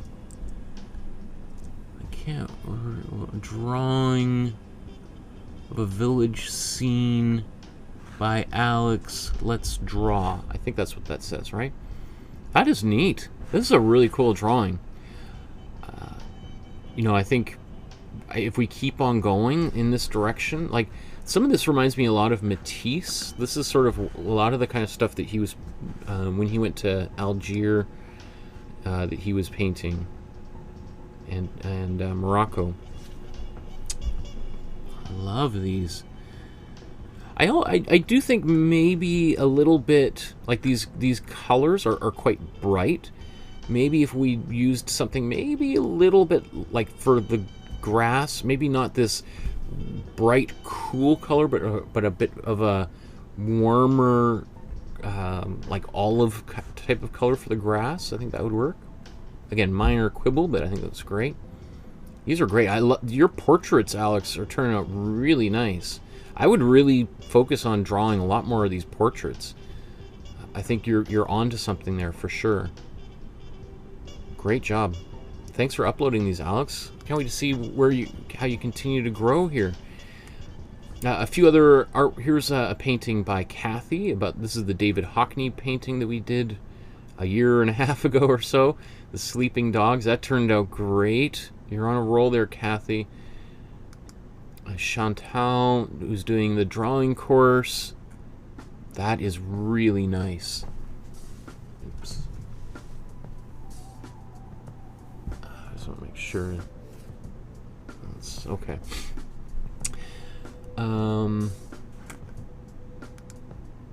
Wow. Like these two drawings, Chantal, these are awesome. That pencil, I love how this pencil is sort of floating in the air. By putting a shadow like that, that pencil seems to be sort of, it's like standing up, but there's nothing holding it up because there's the shadow being, you can kind of almost, let me see. If we were to try to recreate that image, you've got a pen here. I can't even really do it, right? Because we've got this shadow coming off of it, but I have to hold it somewhere. So here we can use the drawing to create like an impossible scene, right? That's really cool. And then your hand, beautiful drawing of a hand. Really nice attention to detail. Really cool. Great job. Let's look at Deborah's birds here. The first painting of 2022. That's very exciting, very encouraging to see. This is where we're beginning the year. Really love that. I love these kind of slightly out of focus circles. It looks like lights or something in the background that are out of focus. Got that shallow depth of field kind of look. Really cool. I mean, we could blend them even further out and make them look really, really soft. Obviously, that takes a little bit of time and patience to do, but I think this looks pretty darn good.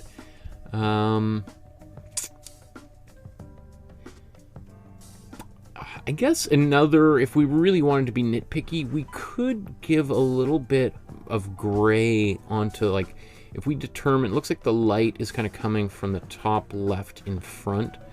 And so we might have a little, it would be hard, but if we just put a little bit of shadow, I think, underneath some of, in a few areas where we might expect a bit of the shadow from on the kind of the hanging side of the snow. I think that could be really cool. I think we got a lot here. I'm going to scroll down because I want to just maybe go from, instead of A to Z, go from Z to A here. Here's Susan's painting of a dog. That is great, Susan. Wow. Okay. So, it's interesting. You're kind of working from this black and white photo and then adding color to it. There's an artist who's famous for doing these blue dogs. Oops. And we're going to be looking at his work this summer. Until we get there, this will have to suffice. The one thing I would say, and I think we can actually kind of clearly see how warm and cool colors work in this painting, is that we've got this collar that is clearly a warm blue, almost a little bit warm blue purple, and it's below the chin, and yet it almost seems to come in front of the chin, almost turns, instead of the dog's chin being in front of the collar, it almost sort of looks a little bit like the head is coming back in. And I think that's because we've got much cooler colors on the dog here, and that's creating a bit of confusion. So 2 ways we can go about that is maybe adding a little bit of blue, warm blue, into the shadow down here, and then using a bit of a glaze, perhaps, of a cooler blue over top of here, or a grayish glaze, just to push that back a little bit and to kind of more emphasize that this chin is in front. You know, again, often when we're painting from reality, we sort of get like, oh, this is what it looks like in the photograph, right? What I would probably do is emphasize this chin. So it looks like I would darken a little bit here, and I'd have this chin coming further down in front of the collar to really make an emphatic statement that that chin is, without a doubt, in front of and above, on top of that collar, that the collar is not coming in front of the chin. Because that's the only problem I can think about here, is that is something that I think would make quite a bit of a difference. But it's still a great painting. I love this nice cool blue in the background. I think that's really cool. Let's come up here and take a look at some of Shelley's drawings. Shelley, these are awesome. These, I'm sure you could turn these into cards, like gift cards, like scan this image, put it on a card, and print them, and people will buy them, especially because you've got a few of these. You could make a whole set of them. This one is definitely the most successful. That one turned out really great. In fact, you could even, just like what I was talking about with Susan's, darken maybe just a little bit more underneath here, just to really, again, push that chin forward. We look at this one, I think we could do something similar, darkening a little bit. And you might say, well, but the neck isn't a gray, it's also white. And my answer would be, yeah, but it doesn't matter, because it's making, with having a low contrast in terms of value in that area, it does flatten that face out kind of considerably. So I would err on the side of darkening in a little bit underneath the chin. And this one, this is also great too. A lot of detail and attention. I do feel that maybe the eyes of this dog are a little bit close together. I do feel like maybe this eye should be a little bit further over here. I think a general rule is you can get away with the eyes being really far away. You can, I mean, there's, anime, manga, Japanese, Chinese comics, the eyes are big and they're far away, right? The closer those eyes get together, maybe someone could argue it's just because there's not a lot of artists that do that. Really, the only artist that is known for having eyes maybe a little bit closer is Mondigliani, and we're going to be painting a few Mondigliani paintings over the next few months. So we'll have an opportunity to talk about that, but he's really the exception to the rule, right? And I don't mind these drawings. I think they're really great. I'm just, it would be, if I was to think about how we could possibly improve something that's already really well done, that would be my suggestion.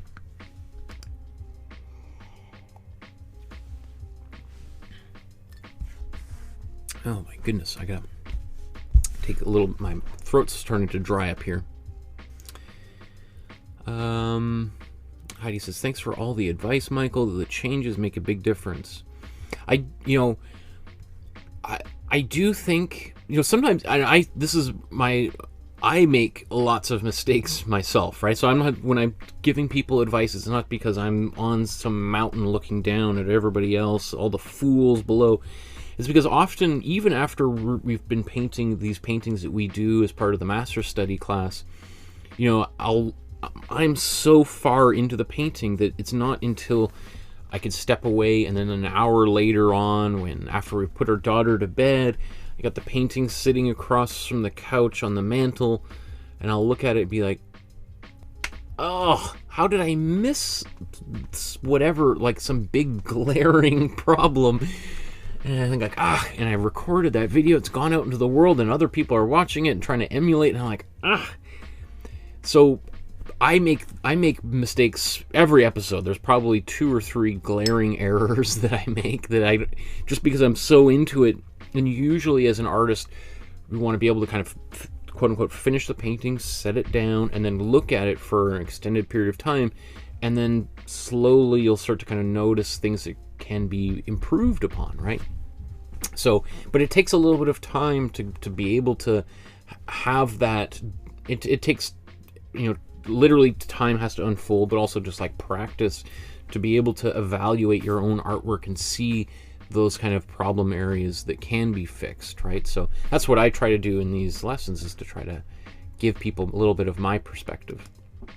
So here we've got Sharon. I think, do I see? So, we do have another version of that up here.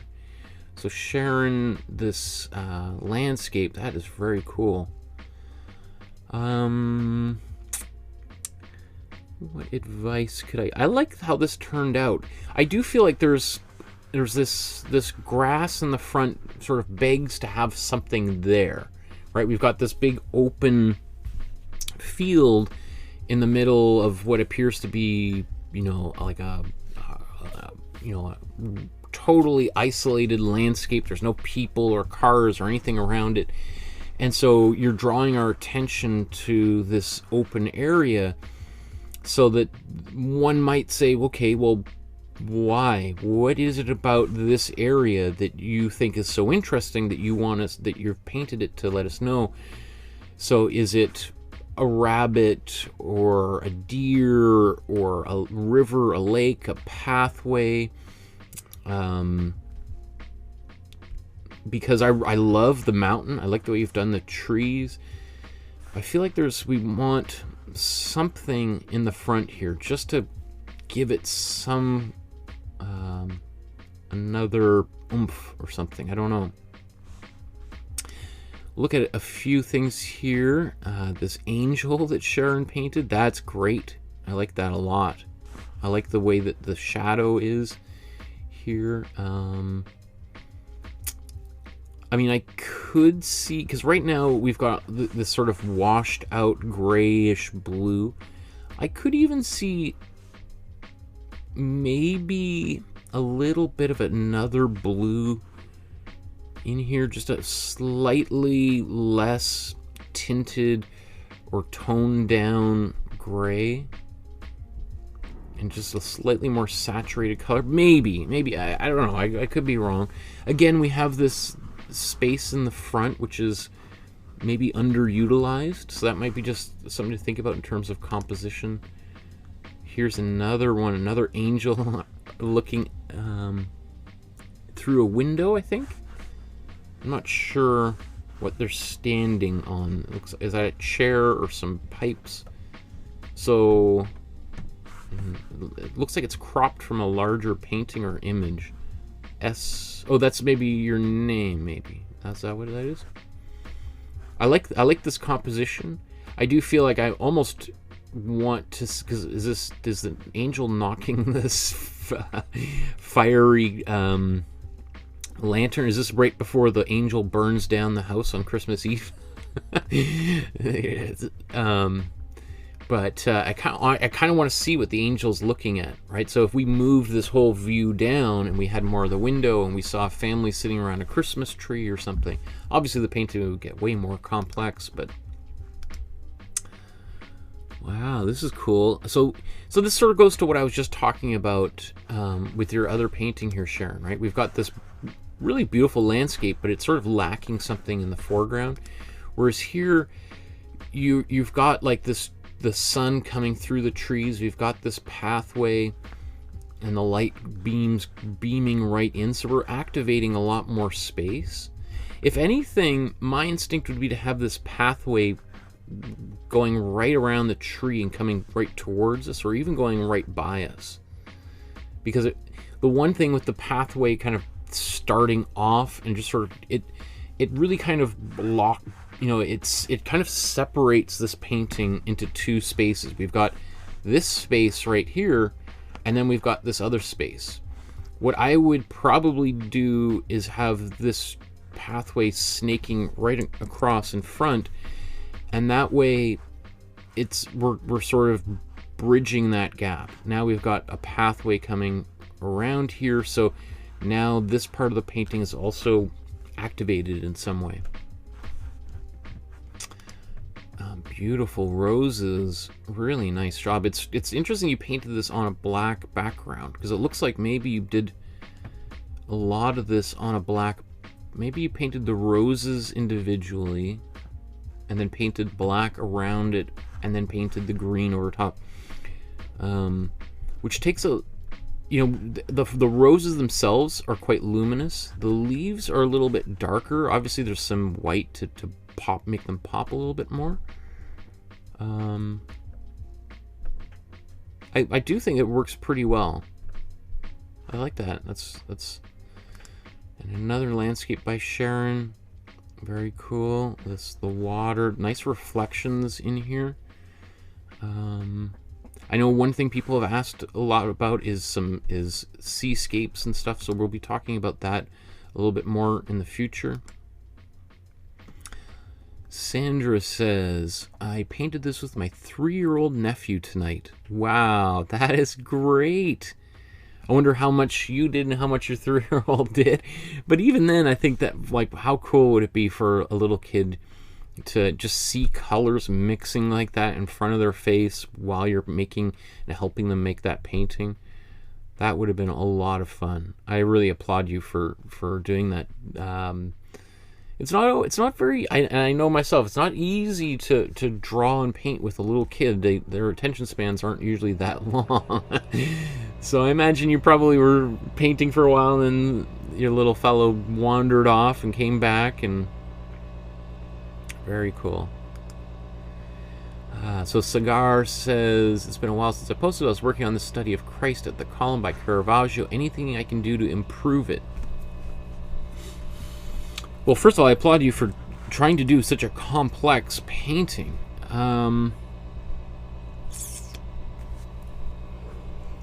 What? You know, I'm not too familiar with... This is Caravaggio. I'm not really familiar with this painting. Well,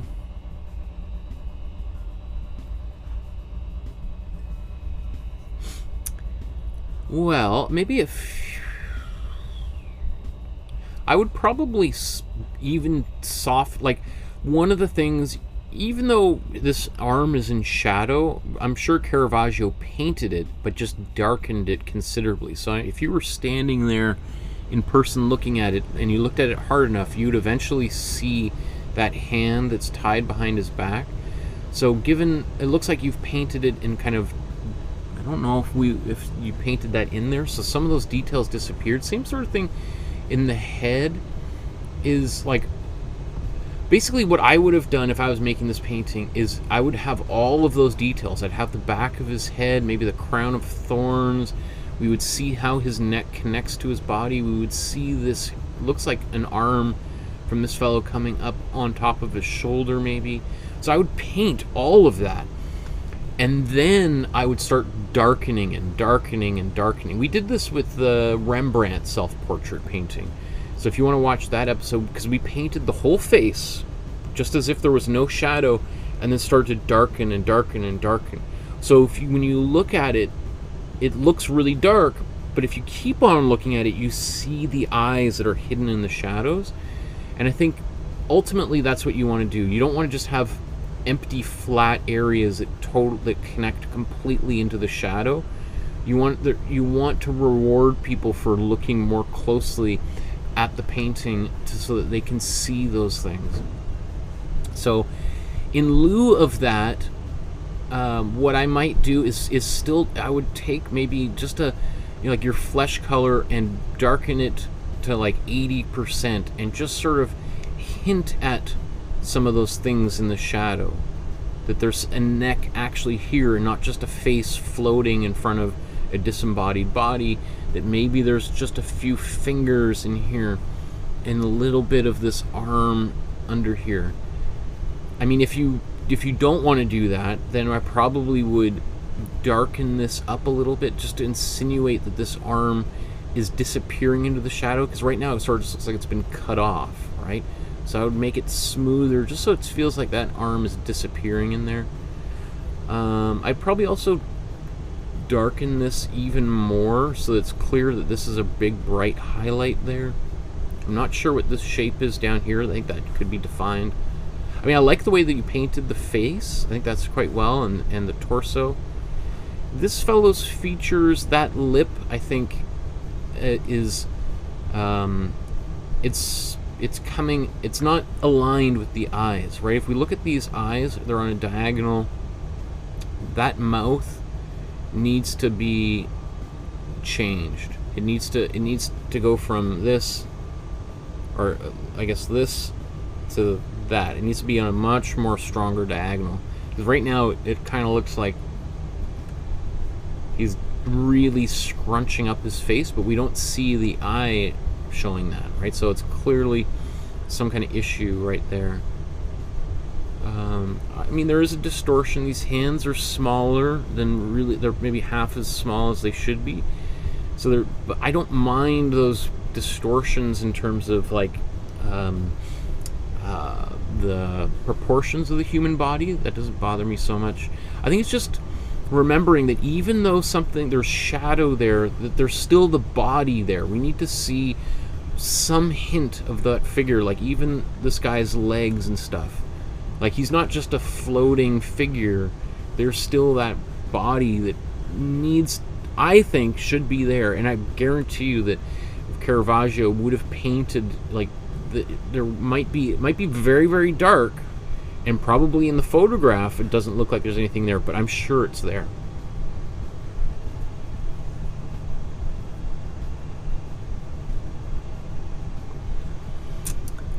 Heidi says, I saw more places that could use more work when I went back to previous works. I also felt more confident making these changes than before. Progress I'm glad to notice. I do, yes. I think that, you know, as you get better and better, you've been practicing more and more, you feel a little bit more confident about taking a painting out of, you know, the stack of paintings you worked on, pulling it out and doing something to it. Because I think, you know, when you begin, you just feel like, oh, I certainly, it can't get any better, but oh man, if I touch it, it certainly could get a lot worse. And then as you get better and more confident, you look at that and think like, oh, I could fix that. I'm pretty confident that if I start messing with this painting, then I'm probably not going to ruin it, right? The likelihood is 90% chance it's going to get better, maybe 10% chance it's going to get worse, but probably better. And that only really comes with practice, that we feel that level of confidence. Because I know that probably a lot of people are like, oh, I don't know if I want to touch any of these older paintings. A painting I did a few months ago, let's just move on, right? But it's very possible it could get much, much better. So Richard, this is a painting based on a record album cover. And I think this turned out really cool, Richard. There's a few paintings here, Richard, that you've done lately, and you are on fire. Like, that is, I mean, I have no comment on here other than to say fantastic job. That's great. That is really cool. I'm really excited for you and your progress. And so here's another, here you've done a few. I think this is a better version of that, of the photo of the painting. And you're using tape in order to do some of these very thin lines and turn out really cool. I think these are really, really nice. These paintings you've been working on for a while, Richard, are great. Here's another one that you did recently. I think you said it was inspired by this painting by Sadamitsu Fujita, which is awesome. When I saw you post this on the Facebook, I was like, wow, I love that painting. And it definitely made me do a little bit more research into this artist and thinking about including him in a future episode.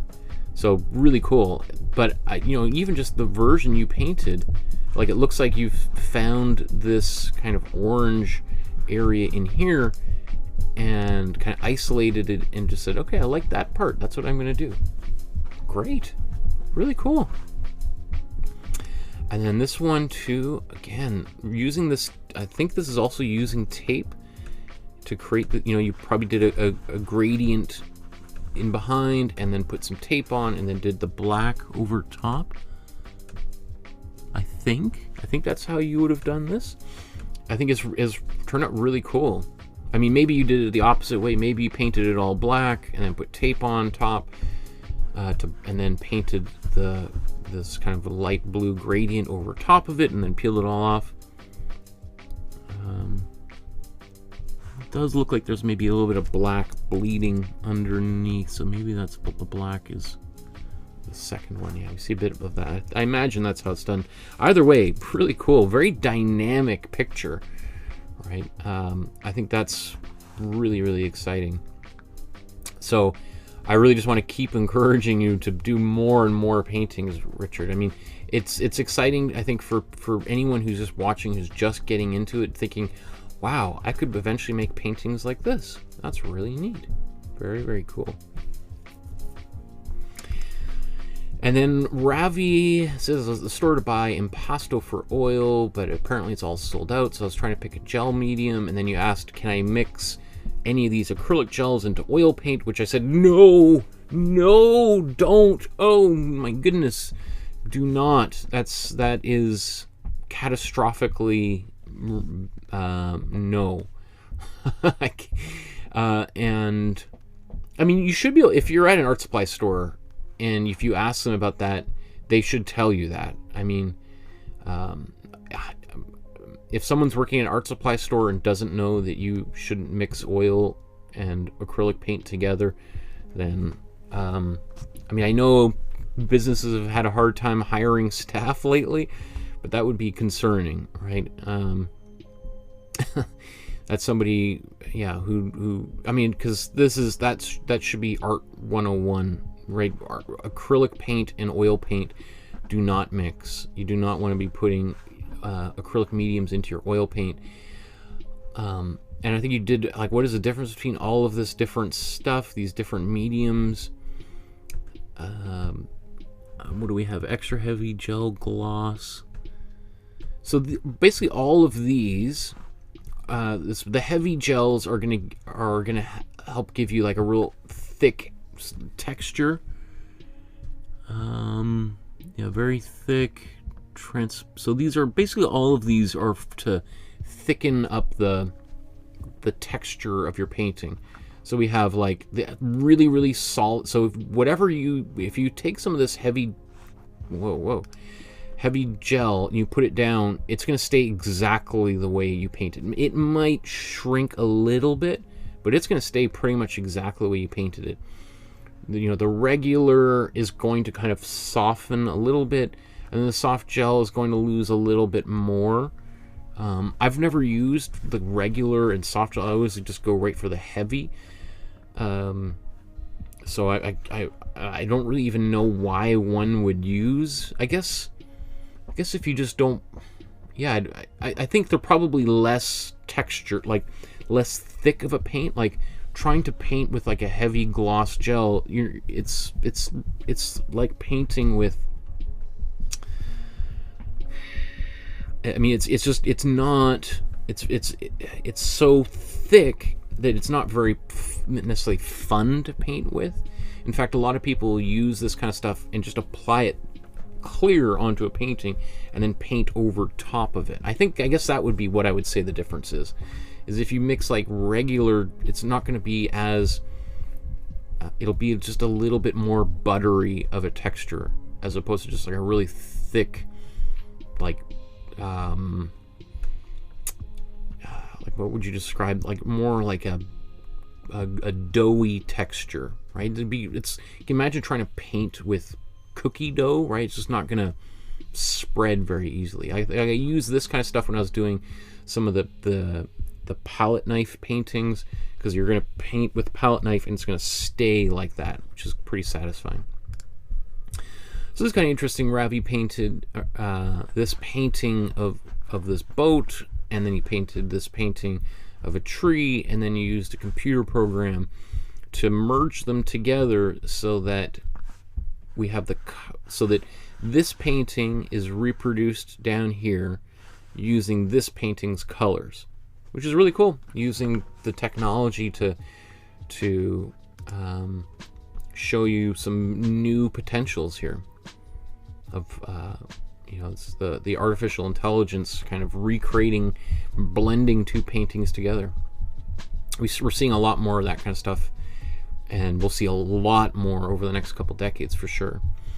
Here's Ravi's version of a Jackson Pollock. We're going to be doing a couple of Jackson Pollock paintings over the next few months, so we'll finally be doing a little. We've done some abstract paintings like Jean-Paul Riopelle, who's a famous Canadian Quebec artist who used similar techniques to Jackson Pollock, but certainly very different. And again, you can watch that episode. I think that one turned out really well. Here's another one. Ravi helped give this painting a name. I thought I liked that. Right, that was kind of funny. And I can't remember what was in these. Are like rocks or something. Very cool, Ravi. Here's another painting that you made of these trees. I think this is a fun painting. It is strange that the shadow that these on a river. This must be a lake or something, and that's the reflection they're causing. Interesting. And a landscape based on a Tom Thompson. Oops, come on. That I think turned out really well. Obviously, just the photograph, it's pretty glossy, so it's hard to really see exactly what some of these colors are. But I think that turned out really well. I love the way that it's painted. These kind of like little tiny brush strokes. Very cool.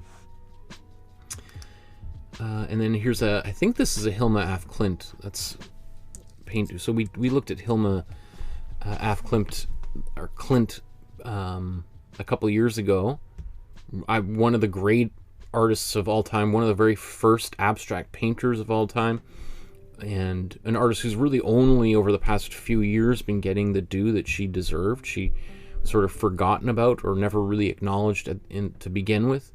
But it's really exciting to see that art history has come back around and has reappraised her career and giving her the acknowledgement as being one of the first abstract painters ever. And so here's Ravi's version of that. Very cool. So it looks like, you know, Ravi, there's a few paintings that you're like of Tom Thompson and Hilma af Klint that we have done. If you're really interested in those artists, is to go actually and paint, watch those episodes and paint along with some of those, because I think you might find those helpful. Here's another painting here by Robert McAfee. I'm not familiar with him. Some koi fish. Again, I would like to see a little bit more value contrasts here, right? Because a lot of this painting, maybe we see these as being a bit brighter, but for a lot of the rest of it is the same value. Even though they're different colors, they're the same value. Then there were some drawings. I'm not sure.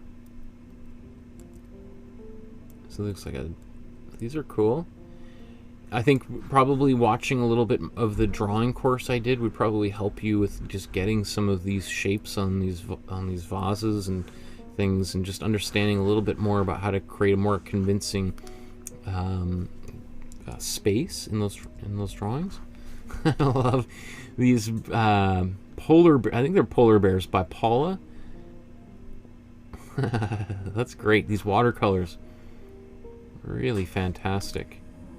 And then Paula's got a few here. Here's a kayaker. Cool. And here's what I think is great, Paula, is you're exploring, you know, things that are in the news. Here's Sidney Poitier passed away, and so you made a painting based of him. And I love that kind of restlessness of just always wanting to create. That is so exciting. And In this painting, I'm not familiar with this photograph. This looks like this woman's house is burning down, and this is the painting you did. And I like how you titled it Scream, just like Edvard Munch's famous painting, the Scream. We see a lot of emotion in her face. It is interesting that, this original is very orangey and yellowy, and instead you've added a lot more brown and green and blues into it. I don't mind it. It's probably less clear, though, that there's actually a fire going on. I think if we wanted to capture a little bit more of that drama of the fire, we would want to, like the photograph, try to really almost paint it in just reds and yellows and oranges and browns, and get rid of the greens altogether and just replace them with dark browns. I think that, but I mean, I like the paint. It doesn't mean that we have to, like, who cares what the original photograph is, as far as I'm concerned. But if you want to try to bring a little bit more of the photo back into this painting, that would be my advice. And I think this is a oil painting that you made by another YouTuber named Gazella, who teaches oil painting classes. Looks good. I mean, interesting uses of color. These purples and greens. I like the sky being really saturated like that. It does feel like,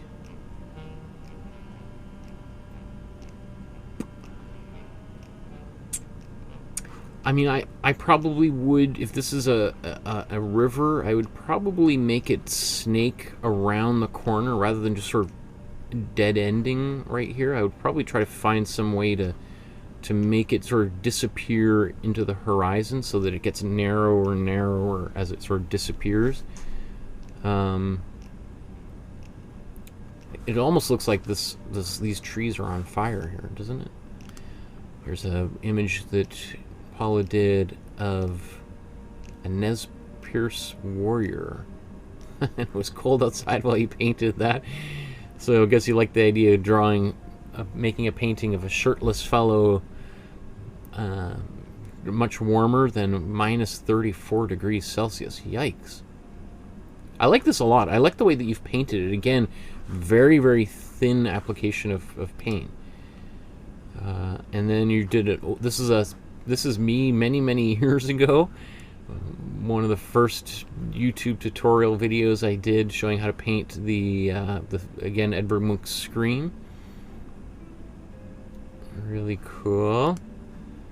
And then you've got a few here. This is the Betty Goodwin. This is an older painting that we did. I love this. That's really nice. That a really cool Christmas kind of image. Really nice job, Paula. Justin Trudeau. These birds, really lovely. These watercolors, really nice. I think I really encourage you to do more of these animal paintings like that. Those birds, like, that's great. Ooh, I love this. The way that yellow looks like in behind these colors, doesn't it really make this painting pop, right? That's a great use of that yellow imprimatur that we've been using. A couple more here by Paula. Here's a face, and then you said a friend really liked this and you're going to give it to them as a birthday present. I like how you've gone back in and added this yellow in here. I think this was a nice painting, but it was a little bit plain, and I think adding that pop of color really took it to a new place. Really good job. Come on. And then this is drawing. This is a fantastic drawing, Paula. Love that. And these flowers. Paula's did one for Clint Eastwood. You've definitely made him look a lot more youthful here. I think we could put a lot more wrinkles on his face there. Although his pants are nice and high, which is, you know, a trademark of older men, is those pants starting to get higher and higher and higher. right? So, I wonder what this shape is back there. Oh, it's supposed to be a light. I probably would have just omitted this light that's happening over her shoulder, because now it kind of looks like maybe a ponytail or something happening there. So I think that's maybe a little unnecessary. Pascal submitted this one of a Roy Lichtenstein. Now I'm not exactly. I guess this is the original, and this is your version of it. I'm not sure what the text is all over here, so I'm a little confused as to what is what. But certainly, I applaud you for trying to use that pointillist approach to do all these Ben-Day dots by hand. We'll talk about Roy Lichtenstein and the paintings we did for him at a later date, but this probably was a little bit of a challenge, wasn't it? And here's a Merry Christmas painting that you did. Nice. You know, some of the buildings could use a little bit more definition, even if it's just a slightly different color to show the side of that house, like a little bit darker brown right here. Might be helpful, but minor details. And there were comments. You posted this, and sorry, I don't remember why you posted these, what the question you might have had for these were. So you can let us know what those were. Here's a Alex Katz painting, which you reproduced here. I think you did a pretty good job. I think you did a good job. It's not too much different than the original Alex Katz here. The one thing is we can see how the body here on the dog comes outward, right? We've got this type of a shape here. And then we look, come on, at yours, and instead the body is going the exact opposite. So I think I want to think of trying to just get that same, because now this sort of looks a little bit thin and skeletal in the face versus, you know, I think Alex Katz, who we've talked about, we did a whole episode on Alex Katz. I think he's one of the greatest artists of all time. He does a lot with very little, which makes it seem deceptively easy to do. Maria, these are beautiful drawings. That's great. I like these buildings. It does appear like this building is maybe a little bit tenuous. Like, it does feel like there's some of these things are a little bit topsy-turvy, which I actually think you could accentuate and make it look even more like things are kind of a little bit wilder. But that's a lot of detail for a drawing like that, and I applaud you for doing all of the bricks and all that stuff. The one thing I would say is trying to keep these lines, as I would use like perspective. So for instance, it looks like we have, this is a flat shape, and then this one is kind of on an angle coming towards us. So like this is at a 45-degree angle. This building and this building are at 45 degrees. And so I'd probably want to keep these bricks, I'd have them going diagonally opposed to this one, even almost diagonally here, so that we use those different diagonal lines of those bricks to emphasize the space. Like, I could do a sketch right now, probably not, because I'm going to wrap up soon, that would probably help illustrate that a little bit more. But that, again, some of that stuff is in my my drawing course. Maria here, the Ponte del Vecchio in Florence. Please, please, please, suggestions are appreciated. I haven't read what anybody else suggested, so I don't know what they were saying. What would I say? I mean, I think this turned out really nice. First of all, I applaud you for getting this far. Is a massive achievement. What would I say you could do to improve this? I mean, I guess, I don't really know that there's, I mean, I see potentially small little perspective things, like with these angles here. Like this one going up, and then this one.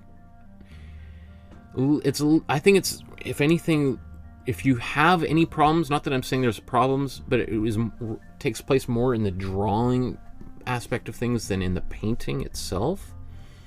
Because what we're looking at is a pretty challenging type of perspective, where we've got a bunch of like 2-point perspective, where we've got these intersecting vanishing points, or the vanishing points are causing these intersections into the corner. So it's for me to even try to explain some of that right now, I think it would just be over top of most people's heads. So I don't know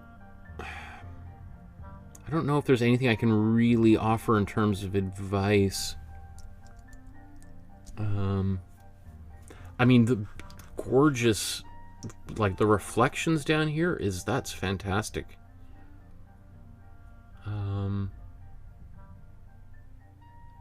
Yeah, I think that, I mean, because if we look at this, here's another painting you've done. You've got a few more coming up here.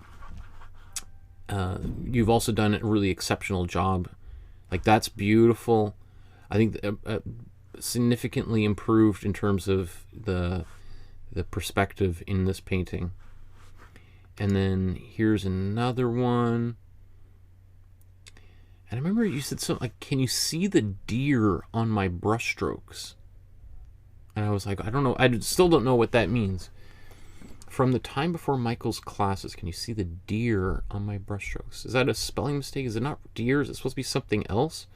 I'm not sure, Maria. You let me know if you're still there. This tree, great. That reminds me a lot of Rembrandt drew trees a lot like that. And a Basquiat. I'm not familiar with it. Is this something you've created in his style? Because that's a really cool picture. I'm not familiar with this. And then here's the famous scene, Huckleberry Finn, and the painting of the fence from Mark Twain. Inspired by Norman Rockwell. I'm sure this is Norman Rockwell's based it on that Mark Twain story. Very funny. Really nice drawing. I'm not familiar with the Norman Rockwell version of it either. So let's take a look at May's trees. Really nice job, May. Wow, look at that silhouetted tree. Very cool. I don't have any advice or anything. I mean, the only thing I think to myself is, would it be nice to see a bit of the ground down here? Maybe, maybe not. Maybe it's nice the tree just disappears off the bottom. Yeah, I think that's fine. I mean, it's all of those little branches are cool. One thing I would say is it might be nice to have seen a little bit more of branches coming off of branches. Like, we've got a few of them, but most of the time we've got the big branch and then small branches. I almost want to see a few places where a little bit more branching happens. This Minnie Mouse, that is really good. That's a great painting of Minnie Mouse. I really like that one a lot. That makes it a really nice compliment to the Mickey Mouse one we did. Really good job, May. Here's this tree in the forest. Wow, and that sky. It's almost like you painted it over top of another painting, perhaps? Because that texture is so wild. Very interesting. This one tree that's fallen down here. I actually kind of like, because it offers a little bit of, I like that kind of asymmetry that it offers something a little bit strange and different. Breaks up that painting in a way. This is also really nice. This hummingbird flying, all these little dots. I'm curious how you did all those dots and how nicely uniform they are. If that's a pen or a paintbrush that's making that. Beautiful bird, and the sort of aura that it has around it, and sort of like a copper or paint or something that you're using, or maybe it's some kind of iridescent. I like the texture in that. Very cool. I do also notice, May, in a number of your paintings, there's a lot of this texture here in the background, like these brush strokes. If you really like that, that's great. You know, for me, if I don't know if that's gesso or maybe the imprimatur you're putting down, personally, I want a much smoother surface. So maybe it's just that we haven't sanded down the canvas after applying some kind of gesso to make it a little bit smoother. Personally, I find it, if this was my painting, I'd find that really distracting, but I know there's plenty of artists that do that deliberately because they want that. So it's up to you. That is wild. This one says, it's titled Heart. I mean, I guess I see a heart here. You know, it also sort of looks like the inside of the body. You know, it reminds me of Richard's paintings. You know, these squiggly lines and things. That is really cool. That is wild, May. I'd be interested to hear what inspired this painting, where you got the idea to make this painting. And I'd love to see more like this. I really like this monochrome, you know, just this cool red and white. That's pretty wild. I think you should really explore that further. Okay, we got a few by Joshua here, based on the Arcimboldo painting. That is cool, that drawing. Well done. And then you've got a boat, sailboat on water. That is wild. That sky is so strange. Like, what? If I was on a sailboat and I saw the sky was doing something like that, I'd take a quick photo and then I'd say, let's go back to the shore immediately, because that is a little freaky. I don't know what's happening here. It's like, so that's strange, that's for sure. Really nice rose, Joshua. That is beautiful. Great job. It takes a lot of patience to do a rose like that. And these flowers that you gave this to your mother as a gift. That's cool. Muhammad Ali. That is really nice. You did this for Boxing Day, which I thought was pretty funny. I actually really like the way that you've done a lot of this painting. I feel like this glove is a little bit... There's something... Oh, so this is his other... So here's one pectoral muscle. Here's the other one.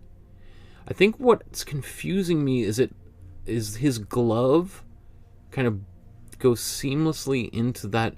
So if this was my painting, I would paint this much more distinctly so that there's no confusion that this is a glove and it has nothing to do with his body in behind it. Because these two lines, the fact that they connect together like that is problematic. Like, I would make it distinctly different here so that there's no connection between the two of them.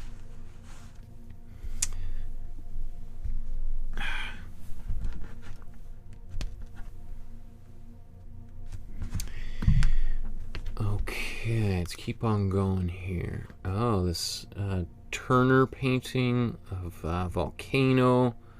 Great job. And Josh says, I need help with this one. So I'm not sure what this kind of creature is. What is that? It's like almost like a beaver of some kind.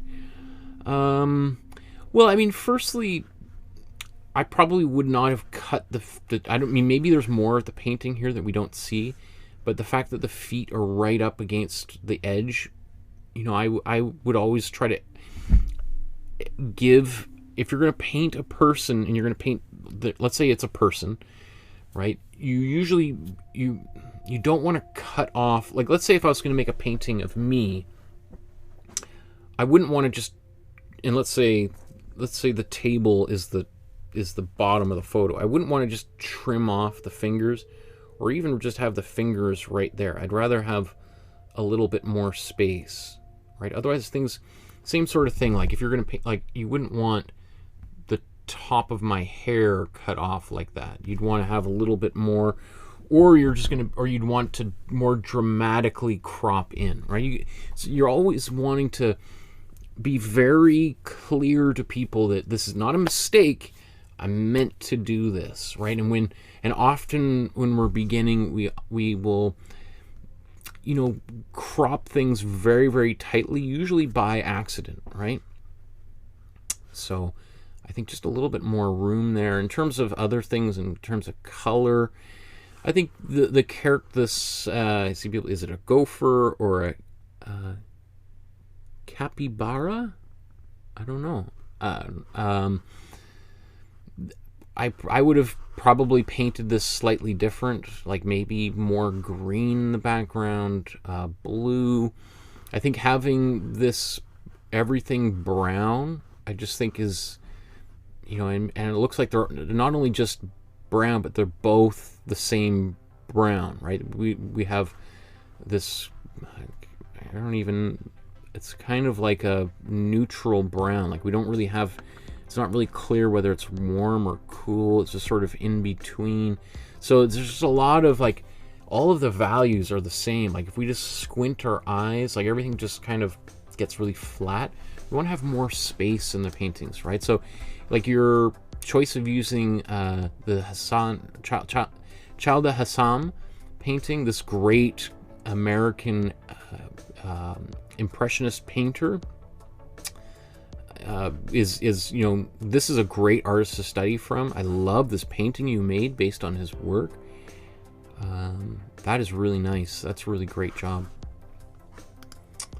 This abstract painting, ooh, this, like you've collaged so like a National Geographic in there.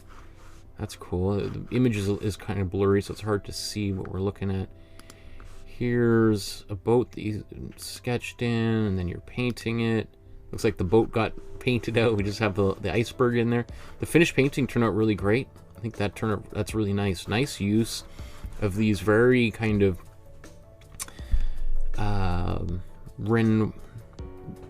who would I say?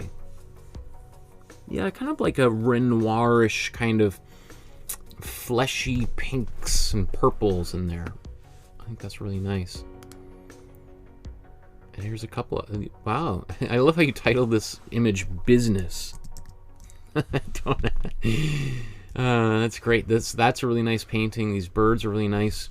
I think when you take a little bit more time, Joshua, the paintings you create are really, really great. I really just encourage taking that extra little bit of time to work on your paintings, because it makes them look gorgeous.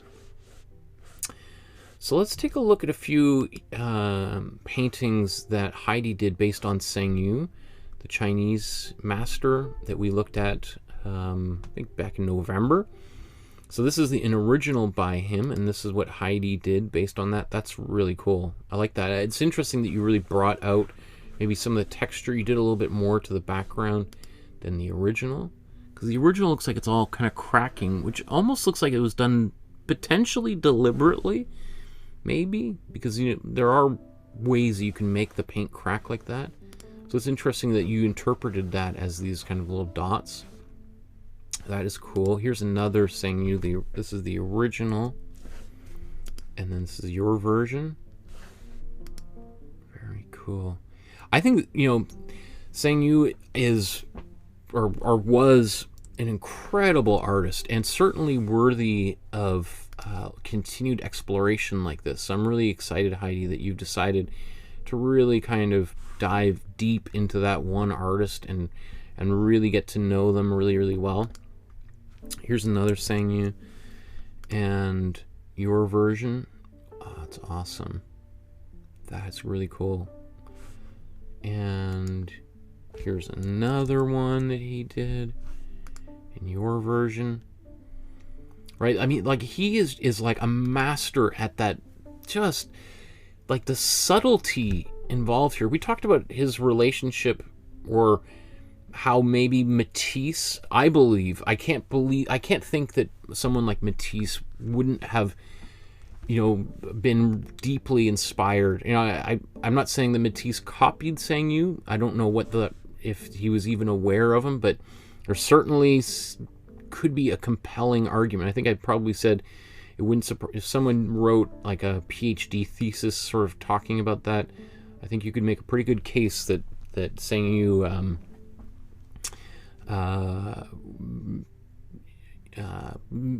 had a huge influence on Western art. So here, this is great. Another dog, just like the other one that you did previously that we were looking at. That is really nice. It's kind of funny that we've got like that ball. This kind of almost reminds me a little bit of the Picasso girl or child with a dove painting, and there's similar kind of compositional things going on here. Really beautiful job. That is really nice. It's on its way to Nanaimo. That's great. I like that you're making artworks and you're selling them, trading them, giving them away. Awesome. Actually, we'll talk about this when we talk about. Have we talked about Lee Kieran? I think, yeah, we've talked about Lee Kieran already, because we did obviously a whole episode on Lee Kieran, and this is a paint. We did I can't remember the name of the mountains. Is it the Xinjiang Mountains with the soldiers, the communist flags right there? It's all pretty subtle, but there's the soldiers in the foreground with their flags. This is a different one. This is actually Chairman Mao's house. I can't remember which one of here that he painted, but I included this in the Dropbox because I just love this series of paintings he did. Just super gorgeous. Well, I think, what an underrated artist. Oh man, great. I mean, okay. Okay. Look at Gale's. I think we've got about 20 paintings left to look at, and then we'll wrap up here. So we've got Gale's paintings here of the. I'm not sure what this is, but it looks like Gale's been looking at some kind of, Southwest American art, maybe like George O'Keeffe and Diego Rivera. Like here's another one that she did here. These kind of dancers. That is beautiful. Again, a Southwest theme. My favorite style of painting. There we go. I like that a lot. It is a little unclear about these faces, but I don't mind it so much. I just think maybe even just darkening underneath the hat here might be nice, but not a big deal. I love the movement in here. A lot of dynamic kind of flowingness. That's really special, really cool. Here's another one along the same lines. That's cool. This is a great little composition. I wonder if these are based on other artists' work or your own things, or based on a photograph. There's something quite cheeky about like the hat maybe disguising a couple dancers sneaking in a kiss here behind the hat. That is really funny. I like that a lot. Really cool. I feel like you've done a few of these kind of bison or a bull. Phalle, a Celtic word meaning bull from the pasture. That looks really cool. I like that a lot, Gail. And then Gail also posted this photo. I want to make this picture of my grandson. Not sure how to tackle the background.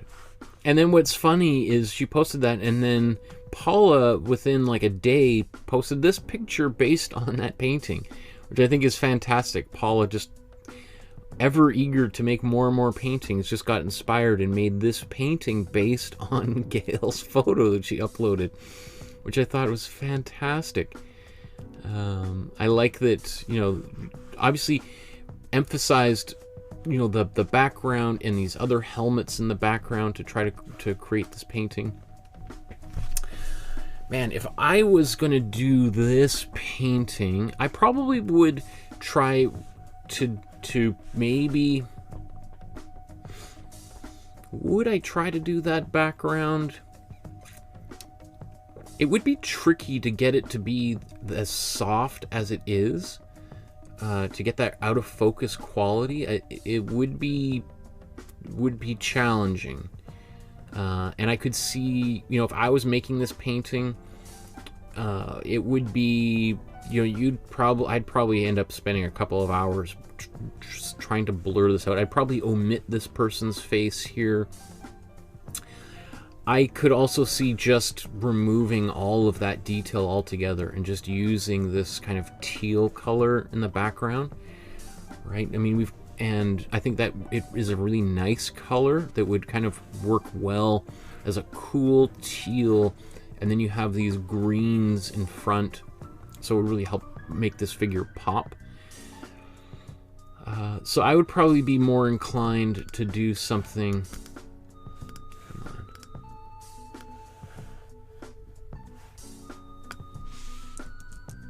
Like that, and get rid of the background, because otherwise I'm not sure how much that background contributes, how useful it is. I mean, I guess it does suggest, as Paula did here, that there's a lot of other people on a team that are celebrating together. I get that. Football is a team sport, but I feel like it's just it would be a time you're opening yourself up for a big slog of work there to pull that off. With acrylics, with oil paint, you could do it much faster, but obviously if you started the background with oil paint, you're gonna have to do the foreground in oil paint too, because you can't paint acrylic over top of oil.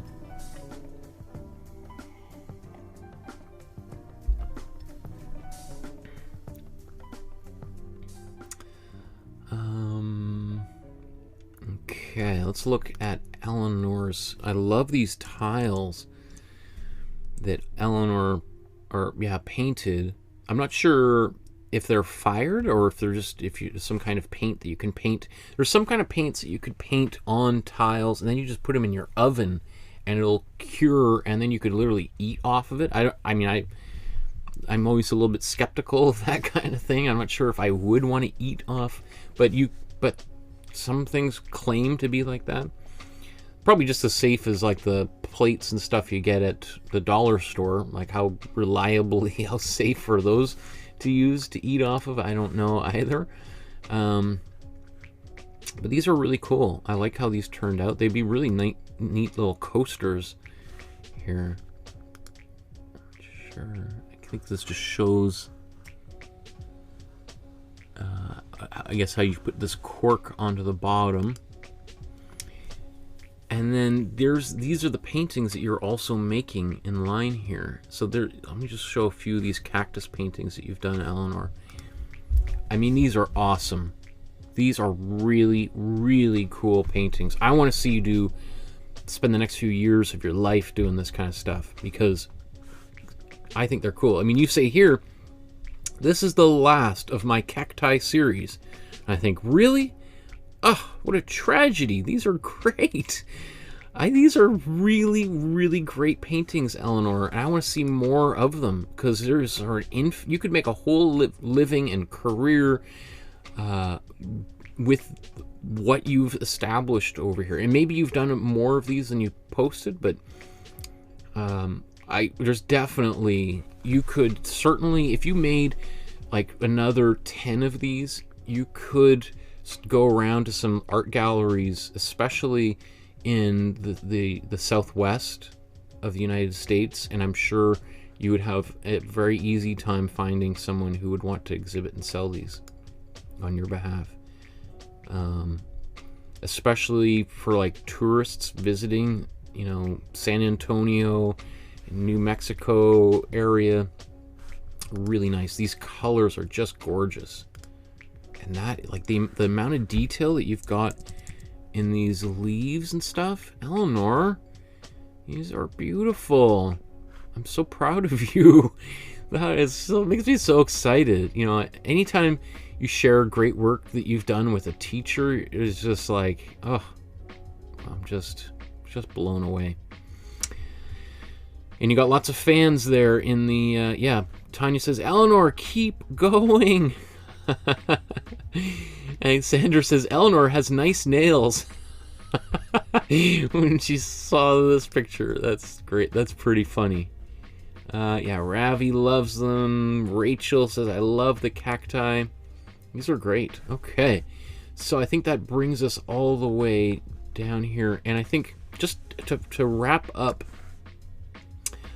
I thought it might be just nice just to look at another one of our members of our community who's doing something really, really big, working on this huge mural in Los Angeles. Now, I used to live in LA, and this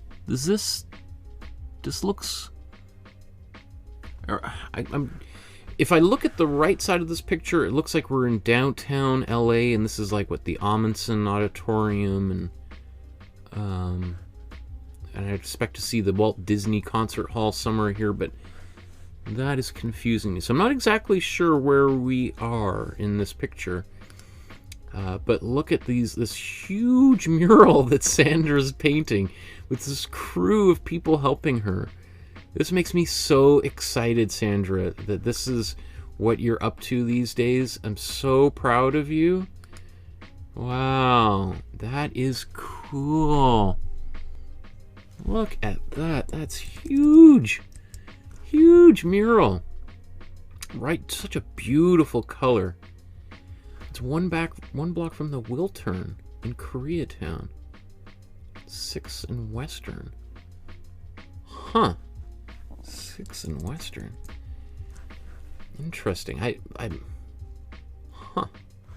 Okay. I have to look that up on the map. It's been 10 years since I lived in Los Angeles, and that things are starting to fade away, but that was my entire 20s and early 30s in LA, so it brings back lots of great memories. Wow. So her whole crew helping out. That is so cool. Yeah, Tanya says, way to go, Sandra.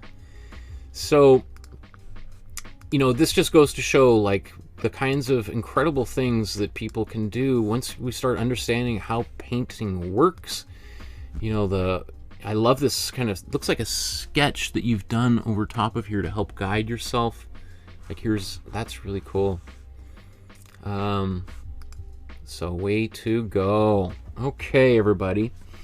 So, I'm so proud of everyone and their incredible achievements. Just spending the last couple days putting together all of these images together, it just gets me so excited. It's so energizing for me because this is sort of like the feedback that I get from people when I see people actually doing, putting these lessons together, making their own artwork on their own time, and getting better and better and better. Like, really, most of what we've been looking at today is artwork by people that have been with me for a while now. And I think probably the next time we do one of these feedback episodes, we're going to see a lot of new faces, of new people who just joined us, people who are just at the beginning of that journey. And for those of you who've been painting for a little while now, it's going to be kind of really exciting to kind of reflect on how far you actually have come. Sometimes it doesn't feel that way. Sometimes we look at our paintings and just think like, man, have I learned anything? And I feel that sometimes myself when I'm doing paintings. It's just like, how on earth can I be doing such like elementary mistakes? Like how? And then sometimes you just have to take a breath, and then that's why it's really great to have your own artwork up on the walls sometimes. Like upstairs in our living room, I've got a bunch of the paintings we've been painting in class on the walls, and sometimes I come up and I'm like, how did I just bungle that episode so badly? Ugh. And then I look at other things and I'm like, oh, you know what? I've done a few good things over the course of my life. There's been a few that actually turned out okay. And so I think it's great when you've got something that worked, is putting it up on the Facebook group and getting some feedback, hanging it in your house, even just leaning it on a shelf, making sure that it's within your viewpoint so that whenever you feel a little bit down, you can look at that and remember, because that's the human mind tends to always focus on the negative, and sometimes you have to let your brain know that you've done something positive to dig yourself out of sometimes that depressive pit that we fall into. And that's the one thing with art, is we can use art is a great power in our lives that supports us, that makes us feel positive, and but it can also be one of those things that if it's not turning out, that can easily make us feel even worse about ourselves, right? And so I always kind of, there's always a little bit of anxiety that I feel like sometimes people get a couple of those bad paintings that they're not happy with, and then they're just like, I'm going to give up entirely, right? So I think it's really important and to surround yourself by those paintings that you do feel are successful. And I think we're going to see a bunch of new people coming into the group over the next few little while, uploading their paintings, the new paintings we're going to start making next week. And for many of you, it'll be a kind of a, oh, wow, like that's what it's like to start that painting journey. And you can empathize with people. And when they start posting those paintings on the Facebook group, it's just trying to give them a little bit of that positive encouragement and help them feel like they're on the right track, right? Because I'm sure you know that sometimes it doesn't always feel that way. So congratulations, everyone. I'm super proud of all of you for your achievements, and I want to see more and more and more. Keep on going.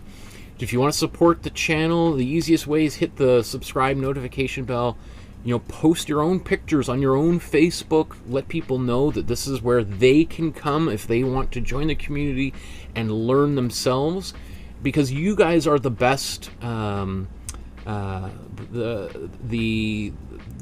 best way to help grow all of this is letting your friends and family know that they too can become artists. They too can express themselves in a very positive way, and little by little, I think we can create great change in the world. So thank you very much, everyone. If you want to leave a small donation, there's some links in the chat, in the video description below. You can use the super chat, just like Paula just did there. Thank you, Paula.